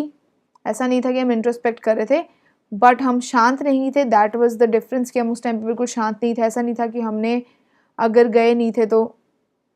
सो that was the day. Okay, so यही पॉइंट है. नेक्स्ट देखो कि which sadness is Pablo Neruda referring to. क्या सैडनेस है? The sadness of not understanding ourselves and the nature. So हाँ, किस सैडनेस के बारे में बात कर रहे हैं? The sadness of not understanding ourselves and the nature. ठीक है. We always remain busy in lot of works, and that is the reason we don't have any time to introspect. ठीक है. And we always threaten ourselves with death and destruction. Cool. This is the repeated question. How does stopping for a second help us according to the poet Pablo Neruda? How does stopping for a second? If we'll just stop for a second, so कैसे आप लोग क्या कर सकते हो जो Pablo नरूडो है उसके अकॉर्डिंगली कैसे वो हेल्पफुल हो सकता है? Again there will be no follies, will be introspecting our deeds, और कोई क्या है मोमेंट ऑफ ब्लिस होगा. Come there will be inactivity, कोई हार्मफुल नहीं होगा. Nobody will be destroying the nature, nobody will be polluting the air, there will be no noise all around. तो ये सब चीज़ें कॉमन है. Okay बच्चे, Daksh, very good. The next poem is A Thing of Beauty. Is there anyone who can tell me about this poem, A Thing of Beauty? What is there in this poem? What's the message of this poem, A Thing of Beauty? कोई है ऐसा प्यारा बच्चा जो मुझे बताएगा कि what do you mean by Thing of Beauty? What is there in this poem? What's the message given by poet in this poem? A Thing of Beauty.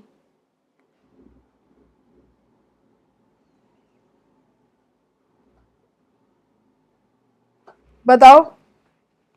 A thing of beauty is a joy forever. John Keats ने ये लिखा हुआ है. A thing of beauty is a joy forever. क्या है? What is the theme? दक्ष, पिंटू, मयंक, जल्दी बता दो बच्चा. A thing of beauty is a joy forever. What does this mean?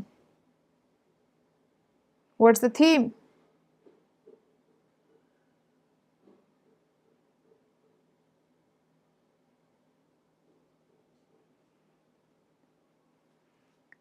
यहाँ पे जो पोएम है ये हमें बता रही है कि the importance of nature in our life, कि कैसे जो नेचर है वो एक सोर्स, एक मीन्स ऑफ जॉय है हमारे लिए, और कैसे एक जो नेचर है and the beauties of nature, how the nature and the beauties of nature helps us to remove the veil of sadness, और किस तरीके से जो नेचर है, जो ब्यूटी है, वो हमारी जो सैडनेस है उसके वेल को रिमूव कर देता है.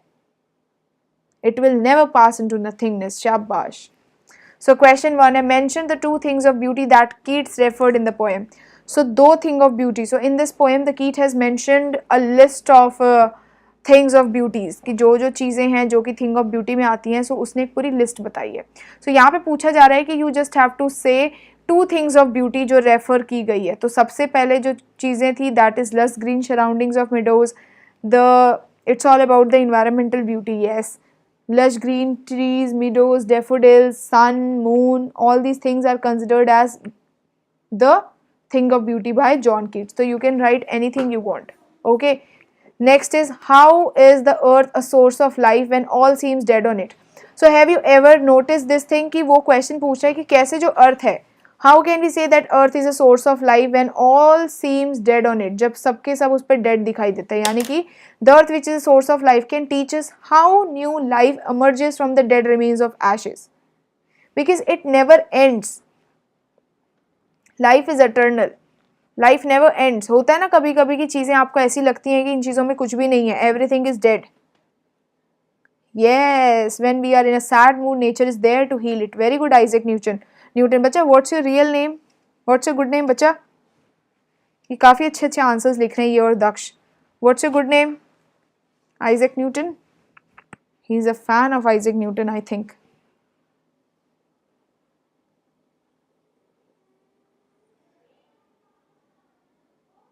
Jaswinder ma'am, you're from Punjab? Cool. So the earth where the source of life can teach us how new life emerges from the dead remains of ashes. कभी देखा है जो ashes होते हैं, जब भी कोई किसी की डेथ होती है तो ashes होते हैं, जो एक छोटे से धूल हैं, पार्टिकल्स हैं, उनसे भी कैसी नई लाइफ इमर्ज हो जाती है, वहाँ पे क्या है, नए प्लांट्स ग्रो हो जाते हैं.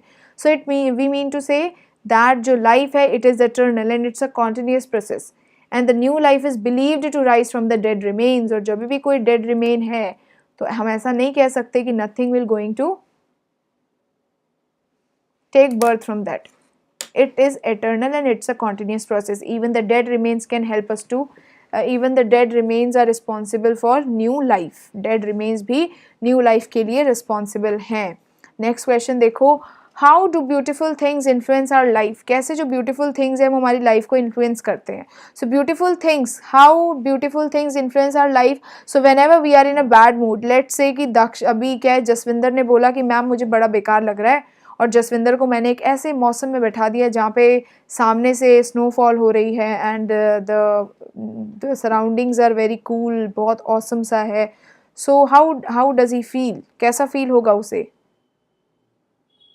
How will he feel? He will feel very keep, calm, quiet, beautiful, ऐसा फील होगा ना, because he will be able to enjoy the nature.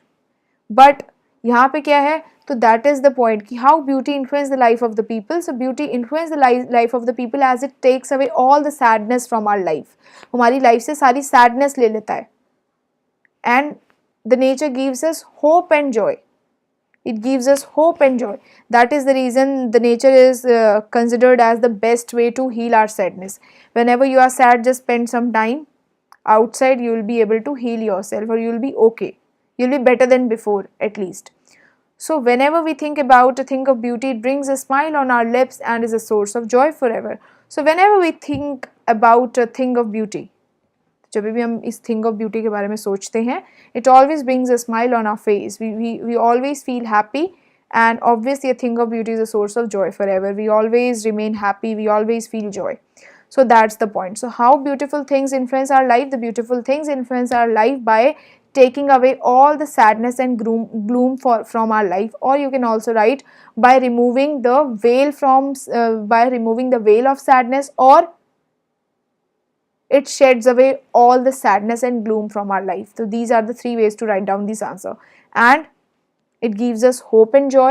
And whenever we think about the beauties of nature, it brings a smile on our face, and we all be happy because thing of beauty is a joy for ever. Okay, that's great. Next question बच्चे. बच्चे I have English grammar. मैंने English grammar में, तुम्हारे पास grammar है ही नहीं class 12th में. You only have writing section. So which object of nature does Keats mention as the sources of joy in the poem a thing of beauty. So क्या क्या objects of nature हैं? So basically जो सबसे सुंदर objects हैं nature के जिन्हें beauty माना गया है, that is the sun. Obviously priority क्या है? सन है. द मून, बोला गया है ना कि सबसे पहले सन है, मून है, ट्रीज हैं, the beautiful trees are there, the sheep, green pastures यानी कि ग्रीन ग्रासलैंड्स होते हैं, ठीक है, and clear water of small streams. Clear water of small streams की जगह you can also write rills. Rills क्या होती है बच्चे? रिल्स होती है, कभी आप पहाड़ों में ट्रैवल करोगे ना, सो यू विल सी एक बारीक बारीक पतली पतली धाराएं आ रही होती हैं, यानी कि दे आर नॉट झील. झील भी नहीं कह सकते हो, बट पानी बह रहा होता है ऊपर से पतली पतले से धाराओं में, तो उन्हें हम रिल्स कहते हैं, यानी कि beautiful stream, small water streams you can say. So all these things are considered as a beauty of nature, यानी कि thing of beauty, and these are the constant source of joy and happiness. This is the next question, question number 5. He mentioned any two things which cause pain and suffering. So what are the two things which cause pain and suffering? The pain and sufferings is caused by man malice and unhealthy and evil ways. Malice मतलब कोई बताएगा मुझे ढूंढ के क्या मतलब होता है इसका? मैंने तुम्हें पहले भी पढ़ाया था ये.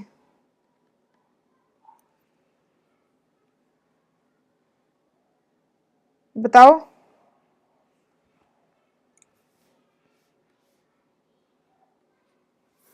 सो pain and suffering is caused by man's malice and unhealthy and evil ways. जो भी हम बुरी चीज़ें करते हैं, जो भी हम बुरी चीज़ें फॉलो करते हैं लाइफ में, उसकी वजह से हमें सब चीज़ें क्या करनी पड़ती हैं? झेलनी पड़ती हैं. So man lacks noble qualities, और इन्हीं चीज़ों की वजह से हमको क्या हो रहा है? We lack in noble qualities, यानी कि जो अच्छी चीज़ें हैं, जो अच्छी आदतें हैं, उसमें हमें कमी होती जा रही है. And his hostile and in human nature makes the world gloomy. और ये जो हॉस्टाइल और कैसा इन ह्यूमन नेचर है, ये वर्ड को कैसा बना देता है? It makes the world gloomy. Gloomy यानी बुरा. एंड डिप्रेसिंग बना देता है. And brings misery and sufferings in his life, thus distressing him with sorrow and despair. ठीक है, यस. यानी कि when you desire to harm someone is known as malice. So कहते हैं कि जो पीपल हैं, जो पीपल की जो सफरिंग है, why they suffer? Because of the bad intentions of human kind. जो बैड इंटेंशंस होते हैं हम लोगों के. What are the bad intention? The desire to hurt someone, our evil ways, selfishness, self-centered nature. In this way we harm other humankind. दूसरे humankind को हम harm करते हैं और हम भी harm होते हैं. Question 6. How does a thing of beauty provide shelter and comfort? How thing of beauty provide shelter and comfort? So thing of beauty always provide peace and shelter. कैसे एक shelter provide करती है? Under a shade of tree. कभी एक shade of tree के नीचे कौन कौन बैठा है? How many of you have ever been to shade of tree? कभी पेड़ों की छाया होती है उसके नीचे कभी बैठा है? कभी बहुत ज़्यादा गर्मी है तो आप पेड़ों के छाया के नीचे चले जाते हो. एंड क्या होता है? It provides us peaceful and comfort. It's very peaceful and comfort. We get peace, tranquility होता है उधर. There is peace there and we always feel comfortable. Whenever we are under the natural shelter, we always have a quiet and peaceful sleep. हमें कैसा होता है? बहुत शांत होते हैं, हमें अच्छी नींद आती है, and it will give us serenity and comfort. और वो हमें क्या करता है? It provides us comfort. ठीक है?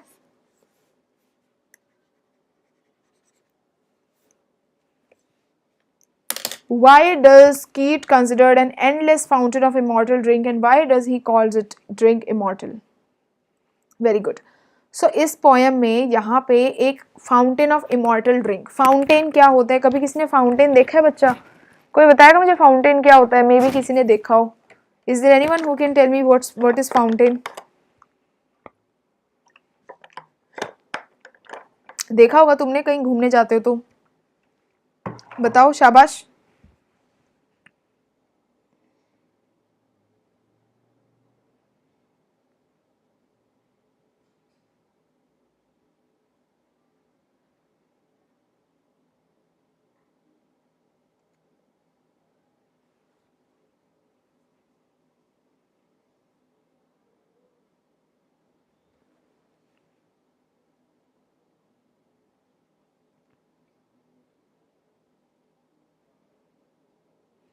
फवारे, फाउंटेन देखे हैं कभी? किसी सेक्टर में जाते हो, शादी में जाते हो, तो तुम देखते हो कि एक ऐसी गोल सी चीज़ होती है, उसमें से पानी ऐसे ऊपर की तरफ जा रहा होता है। सो इसको हम क्या कहते हैं? फाउंटेन कहते हैं। तो वो कह रहा है कि कीट ने एक endless fountain of immortal drink किसे बोला गया है और उसको, उस ड्रिंक को इमॉर्टल क्यों बोला गया है। सो इस क्वेश्चन के ऊपर डिस्कस करते हैं हम लोग। सो बच्चे देखो ध्यान से कि कीट considers beauty and it all the form which is a God gift to the mankind as an endless fountain. So जो भी all the beauties of the nature are considered as endless fountain. जितनी भी beauties of the nature हैं वो बोला गया है कि वो सारी की सारी endless fountain of immortal drink है। वो एक ऐसा फाउंटेन है, ये जितनी भी ब्यूटीज हैं ये एक ऐसा फाउंटेन है कि जिनकी ड्रिंक इमॉर्टल है, यानी कि you can use them, these are eternal, these are immortal, not going to end, यानी कि आप जितना यूज करना चाहते हो you can use them, they all these things are everlasting. कभी अमृत पिया है? ड्रिंक इमॉर्टल, यानी कुछ पीने से यू विल बी इमॉर्टल, हमेशा जिंदा रहोगे।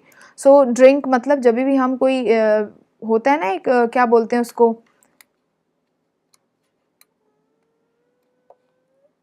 अमृत पीना, अमृत पीते हैं तो हम हमेशा के लिए अमर हो जाते हैं। सो वही चीज़ है कि गॉड के गिफ्ट को हमें एंडलेस फाउंटेन क्यों बताया गया? बिकॉज गॉड के जो भी ब्यूटीज है नेचर की वो हमेशा खत्म होने, कभी खत्म नहीं होने वाले। क्या कभी सन खत्म हो जाएगा? क्या सन कभी खत्म हो जाएगा? ऐसा होगा कि आज हमें सन दिख रहा है, कल हमें सन नहीं दिखेगा? सन कभी खत्म नहीं हो सकता। it's an endless source, it will never going to end. We can see the sun as much as we can, there's no such restrictions.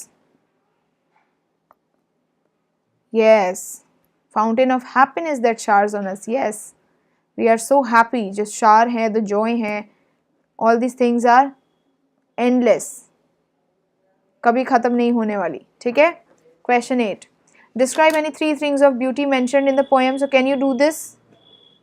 Can you do this? Any 3 things of beauty that poet has mentioned here? बच्चे, I think there is no point of writing a same message again and again. I have already read your message. कि will you provide previous year questions of Vistas? I will provide you, but if you write this again and again, then I need to talk to my team to block you, because you are spamming messages again and again and other people are getting disturbed. Even I am not able to see the message of other people. So stop writing bar bar, because students are also getting angry. Rajat Verma is also getting angry and there are a lot of people who want to text. So I think there is no point of writing the same message again and again, and still you are doing this.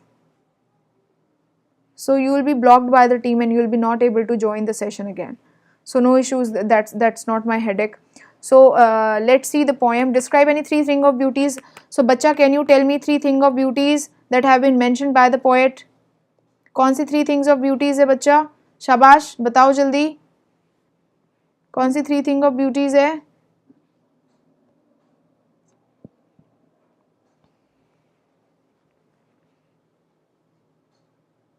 Sun, moon, tree, fountain, beautiful meadows, daffodils.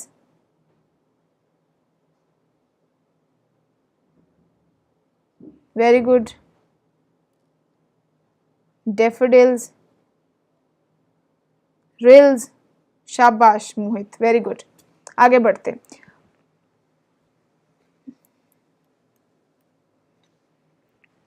What is the message of the poem A Thing of Beauty? Musk roses, शाबाश। Thing of Beauty का message क्या है? Now can you guys tell me what's the theme of this poem? The John Keats was a worshipper of beauty and he saw it as an everlasting source of happiness. So according to John Keats, the poet who has written this poem, according to him, जो beauty है, it is everlasting source of joy and happiness, यानी कि हमेशा हमें joy और happiness देती है. And through his poem he conveys that a thing of beauty removes the pale of sadness and sorrow and gives us joy and happiness. वो सारे के सारे sorrow remove कर देती है, sadness remove कर देती है, and it gives us happiness. So we always feel happy whenever we are surrounded with the beautiful nature. But the beauty of nature keeps on increasing. And एक और चीज़ बताई गई है कि the beauty of nature keeps on increasing and never passes into nothingness. It's not going to happen any time कि कभी भी जो आपका beauty of nature है वो ख़त्म हो जाए. It will going to increase with the span of time. Okay? चलो आगे बढ़ते हैं. The last poem that you are having in your syllabus is Aunt Jennifer's Tigers. So have you guys read this poem? पढ़ी है पहले? Are you guys familiar with this poem? Aunt Jennifer's tiger कभी पढ़ी है? कभी कभी बताओ, शाबाश। ऑन जेनिफर टाइगर में क्या होता है? What is the theme of the poem Aunt Jennifer's tiger? What's the theme? क्या थीम है बच्चा इस पोएम का, ऑन जेनिफर टाइगर का? सिर्फ सुनी है बच्चे। होता क्या है इस पोएम में? There is a lady name Aunt Jennifer who is very shy, who is very timid, not that courageous. And वो क्या करती है, एक टाइगर डिज़ाइन कर रही होती है over a piece of cloth.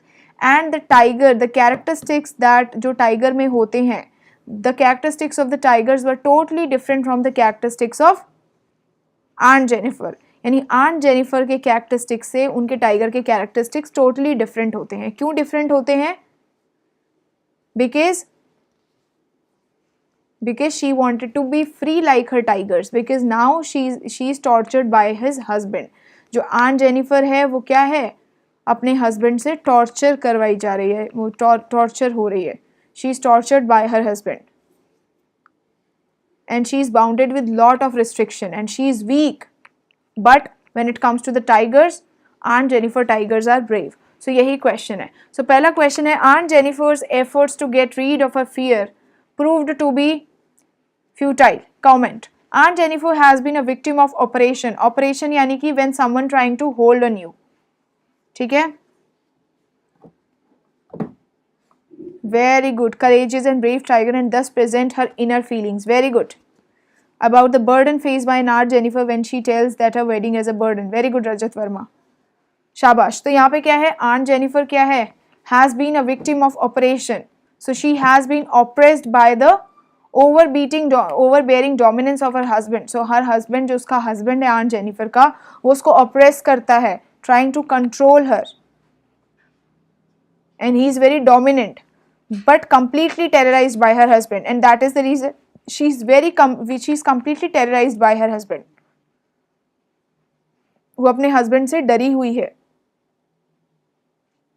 And she struggled for an existence and was so victimized that even after her death she will not be able to liberate her mind and spirit from the fear of male dominance। And even after she'll die, वो कहती है कि मेरे मर जाने के बाद भी she will not be able to forget all these things। यानी कि जो spirit है, जो ये mind है, ये कभी भी वैसा नहीं होने वाला। She will never be, this trauma will never going to end।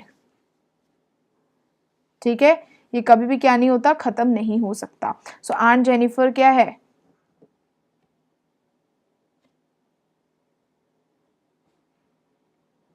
Futile मतलब क्या होता है, कोई मुझे बताएगा?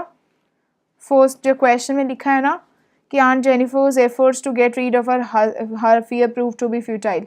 What's the meaning of this? Futile. शाबाश, ढूंढ के आओ जरा, बताओ मुझे। I want students to take efforts।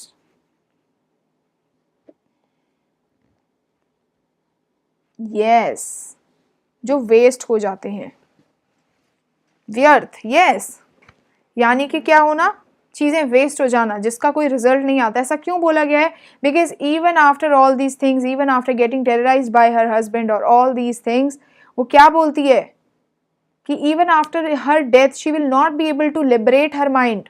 उसके बाद भी अपने माइंड को ये नहीं करवा पाएगी कि वो क्या है, चेंज हुई है। She will not be able to cope up with this thing. वो क्या है, पूरा डरती रहेगी, मेल डोमिनेंस। यस, आगे बढ़ते हैं। Question 2, why does Aunt Jennifer create animals that are so different from her character? This is the important question कि आंट जेनिफर ने ऐसा कैरेक्टर क्यों बनाया है, ऐसे animals क्यों बनाए हैं that are so different from her characters? Is there anyone who can tell me this? Why she draw the characters that are totally different from her character? Aunt Jennifer's tigers possessed all the qualities that Aunt Jennifer did not have। Aunt Jennifer के tiger वो सारी qualities बताते थे जो Aunt Jennifer में नहीं थी। The tigers were free, they were unafraid, fearless, they were confident, they were proud। And Aunt Jennifer was meek, submissive, without any identity। She is meek है, submissive है, she has no identity of herself, and she was rather a indecisive woman, unlike the confident tiger she had created. And whatsoever she has portrayed, वो सब क्या था? All those things were totally opposite. All the characteristics of the character were totally opposite to the characteristics of Aunt Jennifer.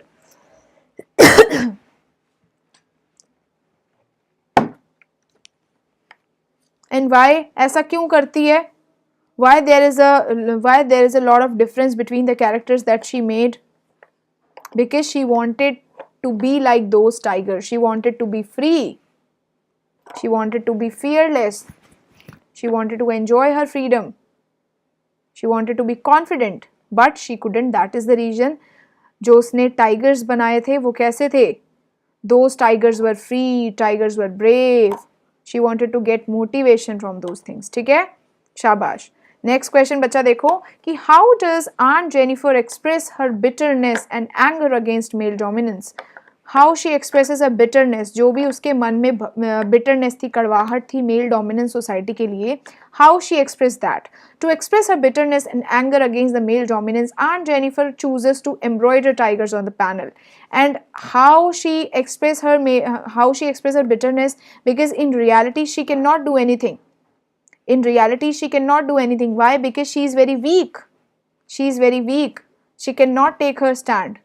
She is afraid. She is terrorized by her husband. So what she does? In order to express her bitterness, अपनी bitterness, कड़वाहट और anger को दिखाने के लिए against the male dominance, Aunt Jennifer chooses to embroider tiger on the panel. Panel मतलब एक piece of cloth में she started embroidering tigers. The nature of tigers symbolizes strength, fearlessness and splendor, which is the sharp contrast to her own meek nature, because of which she has suffered endlessly. And those characters, जो भी characters ने बनाए थे, those characters were totally different from her real character. Those characters were strong, fearless, but in reality, Aunt Jennifer was submissive, meek, and she has suffered endlessly. So both the things are a sharp contrast. Sharp contrast बोले तो something, मतलब you can say very opposite with each other. So is that much clear? Next question. How are Aunt Jennifer's tigers different from her? बताएगा कोई मुझे? Now तो you guys may be very familiar. You guys will be very familiar with this thing. कि why Aunt Jennifer tigers different from her? The Aunt Jennifer's tiger possessed all the qualities that Aunt Jennifer did not have. So Aunt Jennifer के tigers के पास वो सारी की सारी qualities थी जो Aunt Jennifer के पास नहीं है. The tigers were free, the tigers were fearless, the tigers were confident, whereas the Aunt Jennifer was meek, submissive. She is without any identity. She is a defensive woman, unlike the confident tigers she created. ठीक है? Okay. Question number 5. What is the meaning of the phrase massive weight of uncle's wedding band? This is again a very important question. And this question काफ़ी बार tiger के पास freedom है, करेज है, जो aunt के पास भी नहीं है. Yes, very good. ठीक है? So जो मीनिंग है आपके फ्रेज की massive weight of uncle's wedding band, इसका क्या मतलब हुआ? Very good. So aunt Jennifer's wedding band lies heavily on her finger. तो वो जो फिंगर है उसमें आंट जेनिफर की जो वेडिंग बैंड है वो बहुत ज़्यादा हैवी लगता है. As she has been a victim of gender operation at the hands of her husband. So her husband's oppressed her a lot. वो मेल डोमिनेंस उसको काफ़ी फेस करना पड़ा है. दैट इज़ द रीज़न जो उसका जो हैंड है वो उसको कैसा लग रहा है, जो वेडिंग रिंग है seems heavy. She has been so physically and mentally trapped for so many years that she lives in a perpetual state of mental fear which she has never been able to overcome. And because of all these things, her husband tortured a lot mentally or physically and for so many years, and now she's in a perpetual state of mental fear. Now she's in the state वहाँ पे where she's facing a lot of mental torture face कर रही है and she is not able to overcome all these things, और वो उसको overcome नहीं पा रही है. ठीक है? So Aunt Jennifer wedding rings क्यों है? Why it is called as heavy? उसको heavy क्यों बताया गया है? Heavy क्यों बोला गया है कि वो heavy लग रही हैं? Seems heavy.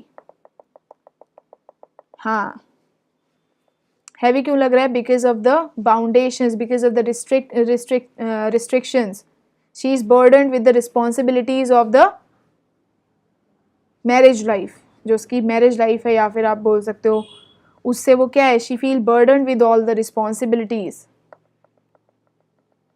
ठीक है, she is bounded with lot of things. इन सब चीज़ों से उसको काफ़ी ज़्यादा बर्डन हो गया है. क्वेश्चन 6 देखो, what lies heavily on aunt Jennifer's hand. Aunt Jennifer's के हैंड पे क्या बहुत ज़्यादा भारी है जो रखा हुआ है. How she associated it with her husband. So aunt Jennifer's wedding band lies heavily on her hand. It reminds her of her unhappy married life. So क्या याद आता है उसको, उसको क्या याद आता है वो देख करके, her unhappy married life, and it is a symbol of male authority and power of her husband who has suppressed her and made her a nervous wreck. जिन्होंने उसको इतना ज़्यादा सरप्रेस किया है, परेशान किया है, कि इतना ज़्यादा सरप्रेस किया है that she has become so weak, she has become weak, underconfident, and he had dominated over her for so long that she has lost her identity. And she has been dominated by her husband continuously that she has lost her identity. कि अब उसने अपनी identity को भी loss कर दिया है. Next question देखो, what kind of married life did Aunt Jennifer lead. किस तरीके की married life है? Unhappy. कैसी married life है? Unhappy married life.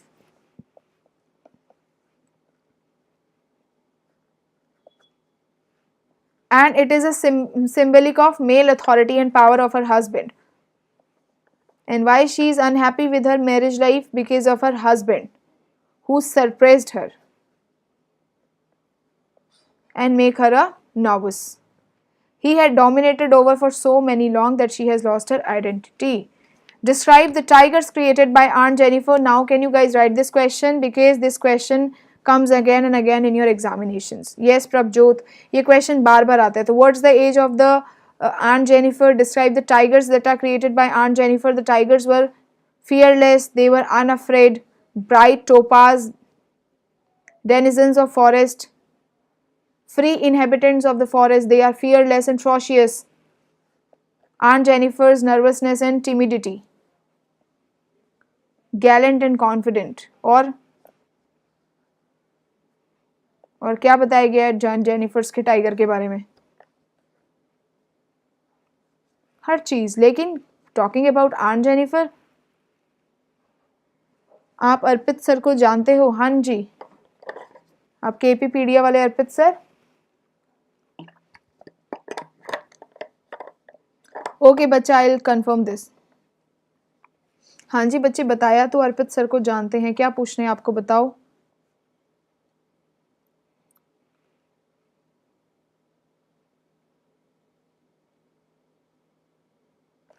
What do you want to ask me?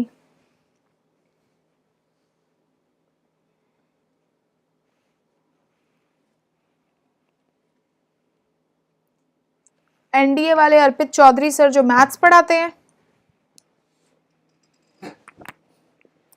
How to be like अमन भैया so rich. You have to invest your time. Most of the people invest money to get rich, but that person has invested his time to get rich. That is the difference. ठीक है? So you don't have to be rich with money. You have to be rich with your actions. That is what you can see. ठीक है? So if you want to be rich like Aman Bhaiya, you have to be rich with investment.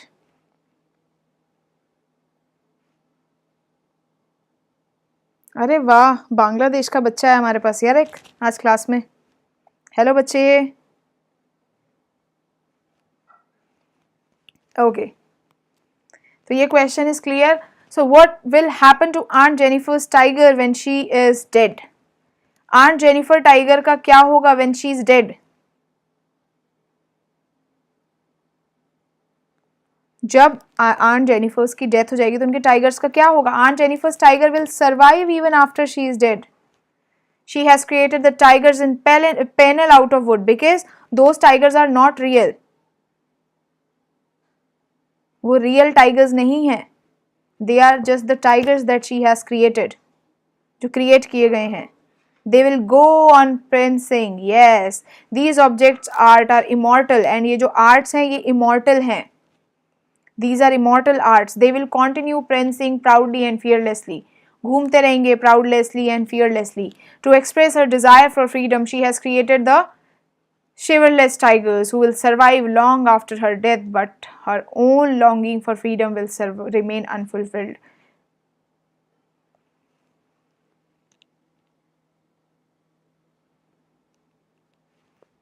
ठीक है, सो यही चीज़ें, that is the difference. तो क्या है कि आंट जेनिफर जो टाइगर हैं, those tigers are immortal, they will never die, they are unafraid, they are confident, they are strong.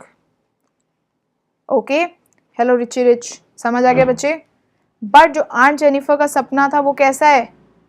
Unfulfilled, because she is very week and she cannot fight with her husband regarding this, but she wanted to express all of her feelings with the help of those tigers that she has portrayed on the piece of cloth.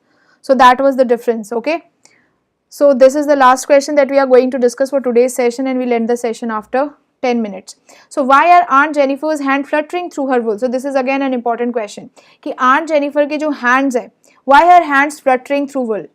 जो wool है यानी piece of cloth है, why her hands are fluttering, कांप क्यों रहे हैं उनके हाथ? Because aunt Jennifer is a victim of gender operation. She has been oppressed by her husband at the times of her husband, and she lives a life of total domination and constant fear. Okay, and she feels so nervous and terrified that her hands shake. She is so terrorized by her husband, इतनी ज़्यादा terrorized है because of her husband domination that she couldn't even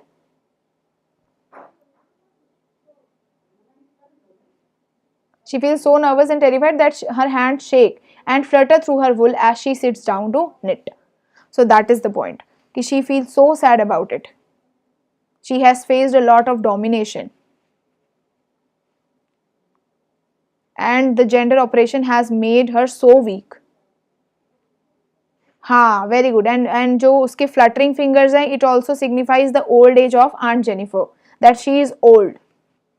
okay, so ये दोनों चीज़ें, and ये बोला गया है ना चैप्टर में कि but her dream remain unfulfilled, वो उस चीज़ को रह नहीं पाई, and she was not able to fight with all these things. It shows that she is very weak, submissive. And one more thing, these fluttering fingers also signify her old age की. अब वो क्या हो रही है बच्चा? बूढ़ी हो रही है. She has grown old. And I can see here Newton is a very nice बच्चे. He is a very nice boy. He has been continuously taking part in the session, and I am very proud of you, Newton. Jaswinder, what was your name? Jaswinder. Yes, very good बच्चा. Keep doing the good work. Keep up the good work, and you will be definitely able to score well in your examinations. I am so proud of you. So Aunt Jennifer is a victim of gender oppression and of her husband. And fluttering fingers, what does fluttering finger signify? The old age and the बच्चे. अब एक चीज़ और बता दूं मैं, let me make this thing very clear कि I have taught you 50 questions today. 50 questions कराए हैं. जब भी पेपर होगा, you do not have to do any other thing. Only these 50 questions will work. Just learn these 50 questions and you will be good to go. There's no need to do even a single question. These questions are more than sufficient to score well. So I don't think so there is any need to do even a single question. So just keep this thing clear. Revise these questions again. Write down the questions. Pick out the important points जो भी हैं.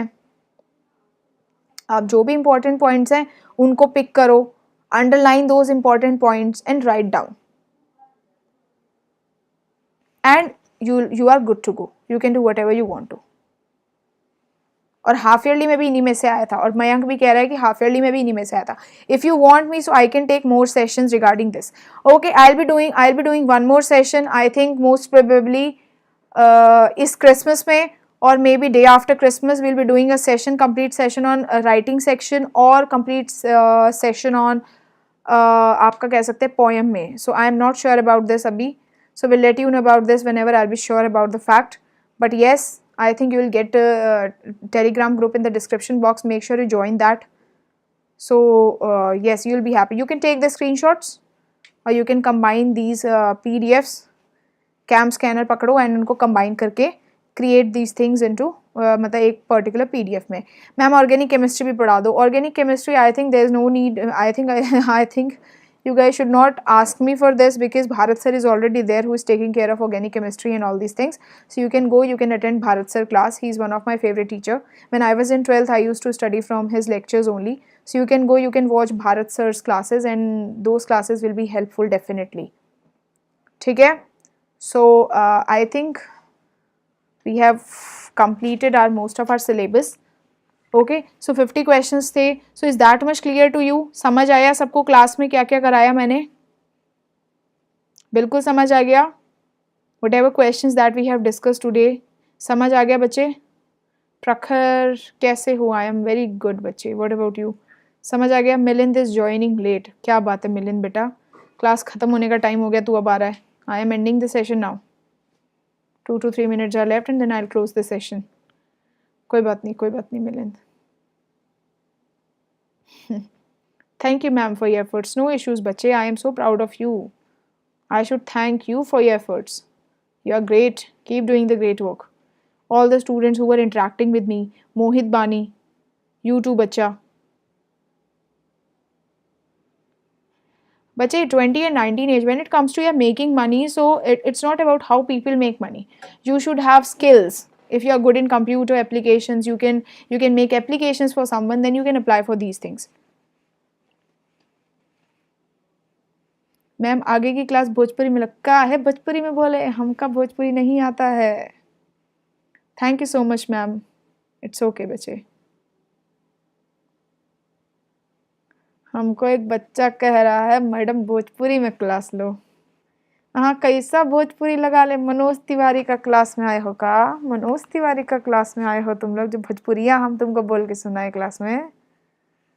हाँ मनोज तिवारी के class में आए हो का? पहले पढ़ने नहीं आते हैं, बाद में आके भोजपुरिया की डिमांड करते हैं.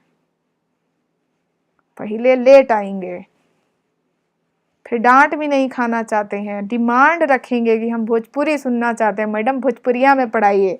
तो आंट जेनिफरिवा जो थी वो का चाहती थी? आंट जेनिफरिवा चाहती थी कि वो का ना करें, जेंडर ऑपरेशन का शिकार ना बने. उसके लिए का की आंट जेनिफर? बहुत बढ़िया एकदम पीले रंग का सुंदर सा टाइगर बनाई. उन टाइगर का क्या हुआ? टाइगर एकदम स्ट्रांग थे, वो बहुत ऐसे डगमग करके चल रहे थे जंगलों में, एकदम मजेदार हवा चल रही है. भोजपुरिया में नू मजा आ रहा है. आए नो पहाड़ी हाँ जी आती है. हाँ जी बच्चे, this is important for everything. तुम भोजपुरी बना दो मुझे. देखो कैसे दतियाँ फाड़ के हंस रहे हैं कमेंट सेक्शन में. हाँ जी बच्चे, ये इम्पोर्टेंट है. If you have these things in your syllabus then you can check these questions once. Okay,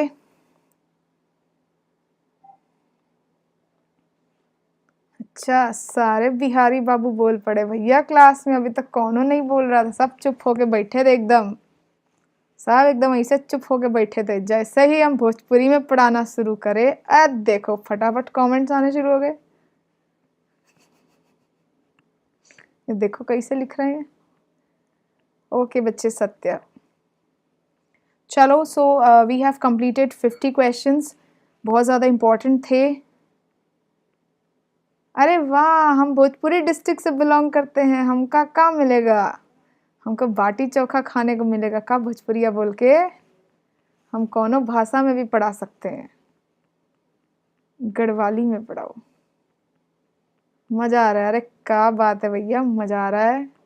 हमको जब मन अकेडमी का टीम पकड़ के बोलेगा मैडम ऐसा है, घर बैठिए आप, भोजपुरिया में मनोज तिवारी के गाने सुनिए, आप छोड़िए ये पढ़ाना लिखाना नहीं आपके बस का है, आप जाने दीजिए, हम पढ़ा लेते हैं, आप जाके आराम करिए. कोनो ज़रूरत नहीं है आपको तनख्वाह लेने का, आप डिज़र्व ही नहीं करती हैं. अब बैठे है, हम पढ़ा लेते हैं. तब उस टाइम पे बचवा लोगों को हमें हंसी आएगा. मज़ा आवेगा. आ गवा, मज़ा आ गवा भैया, मज़ा आ गवा. चलो भैया, चलो यार वे, चलो जोक्स अपार्ट। सो हमने 50 क्वेश्चंस कर लिए हैं। मिलते हैं बहुत जल्दी। जो भी बच्चे अनअकैडमी पे भी पढ़ना चाहते हैं, so they can also come join the session. I teach every day at 9 PM। क्या हो रहा है पढ़ाई? हाँ जी, मैं भी अनअकैडमी ज्वाइन करूँगा, हमें भी मज़ा आएगा तब। हाँ, यू कैन कम।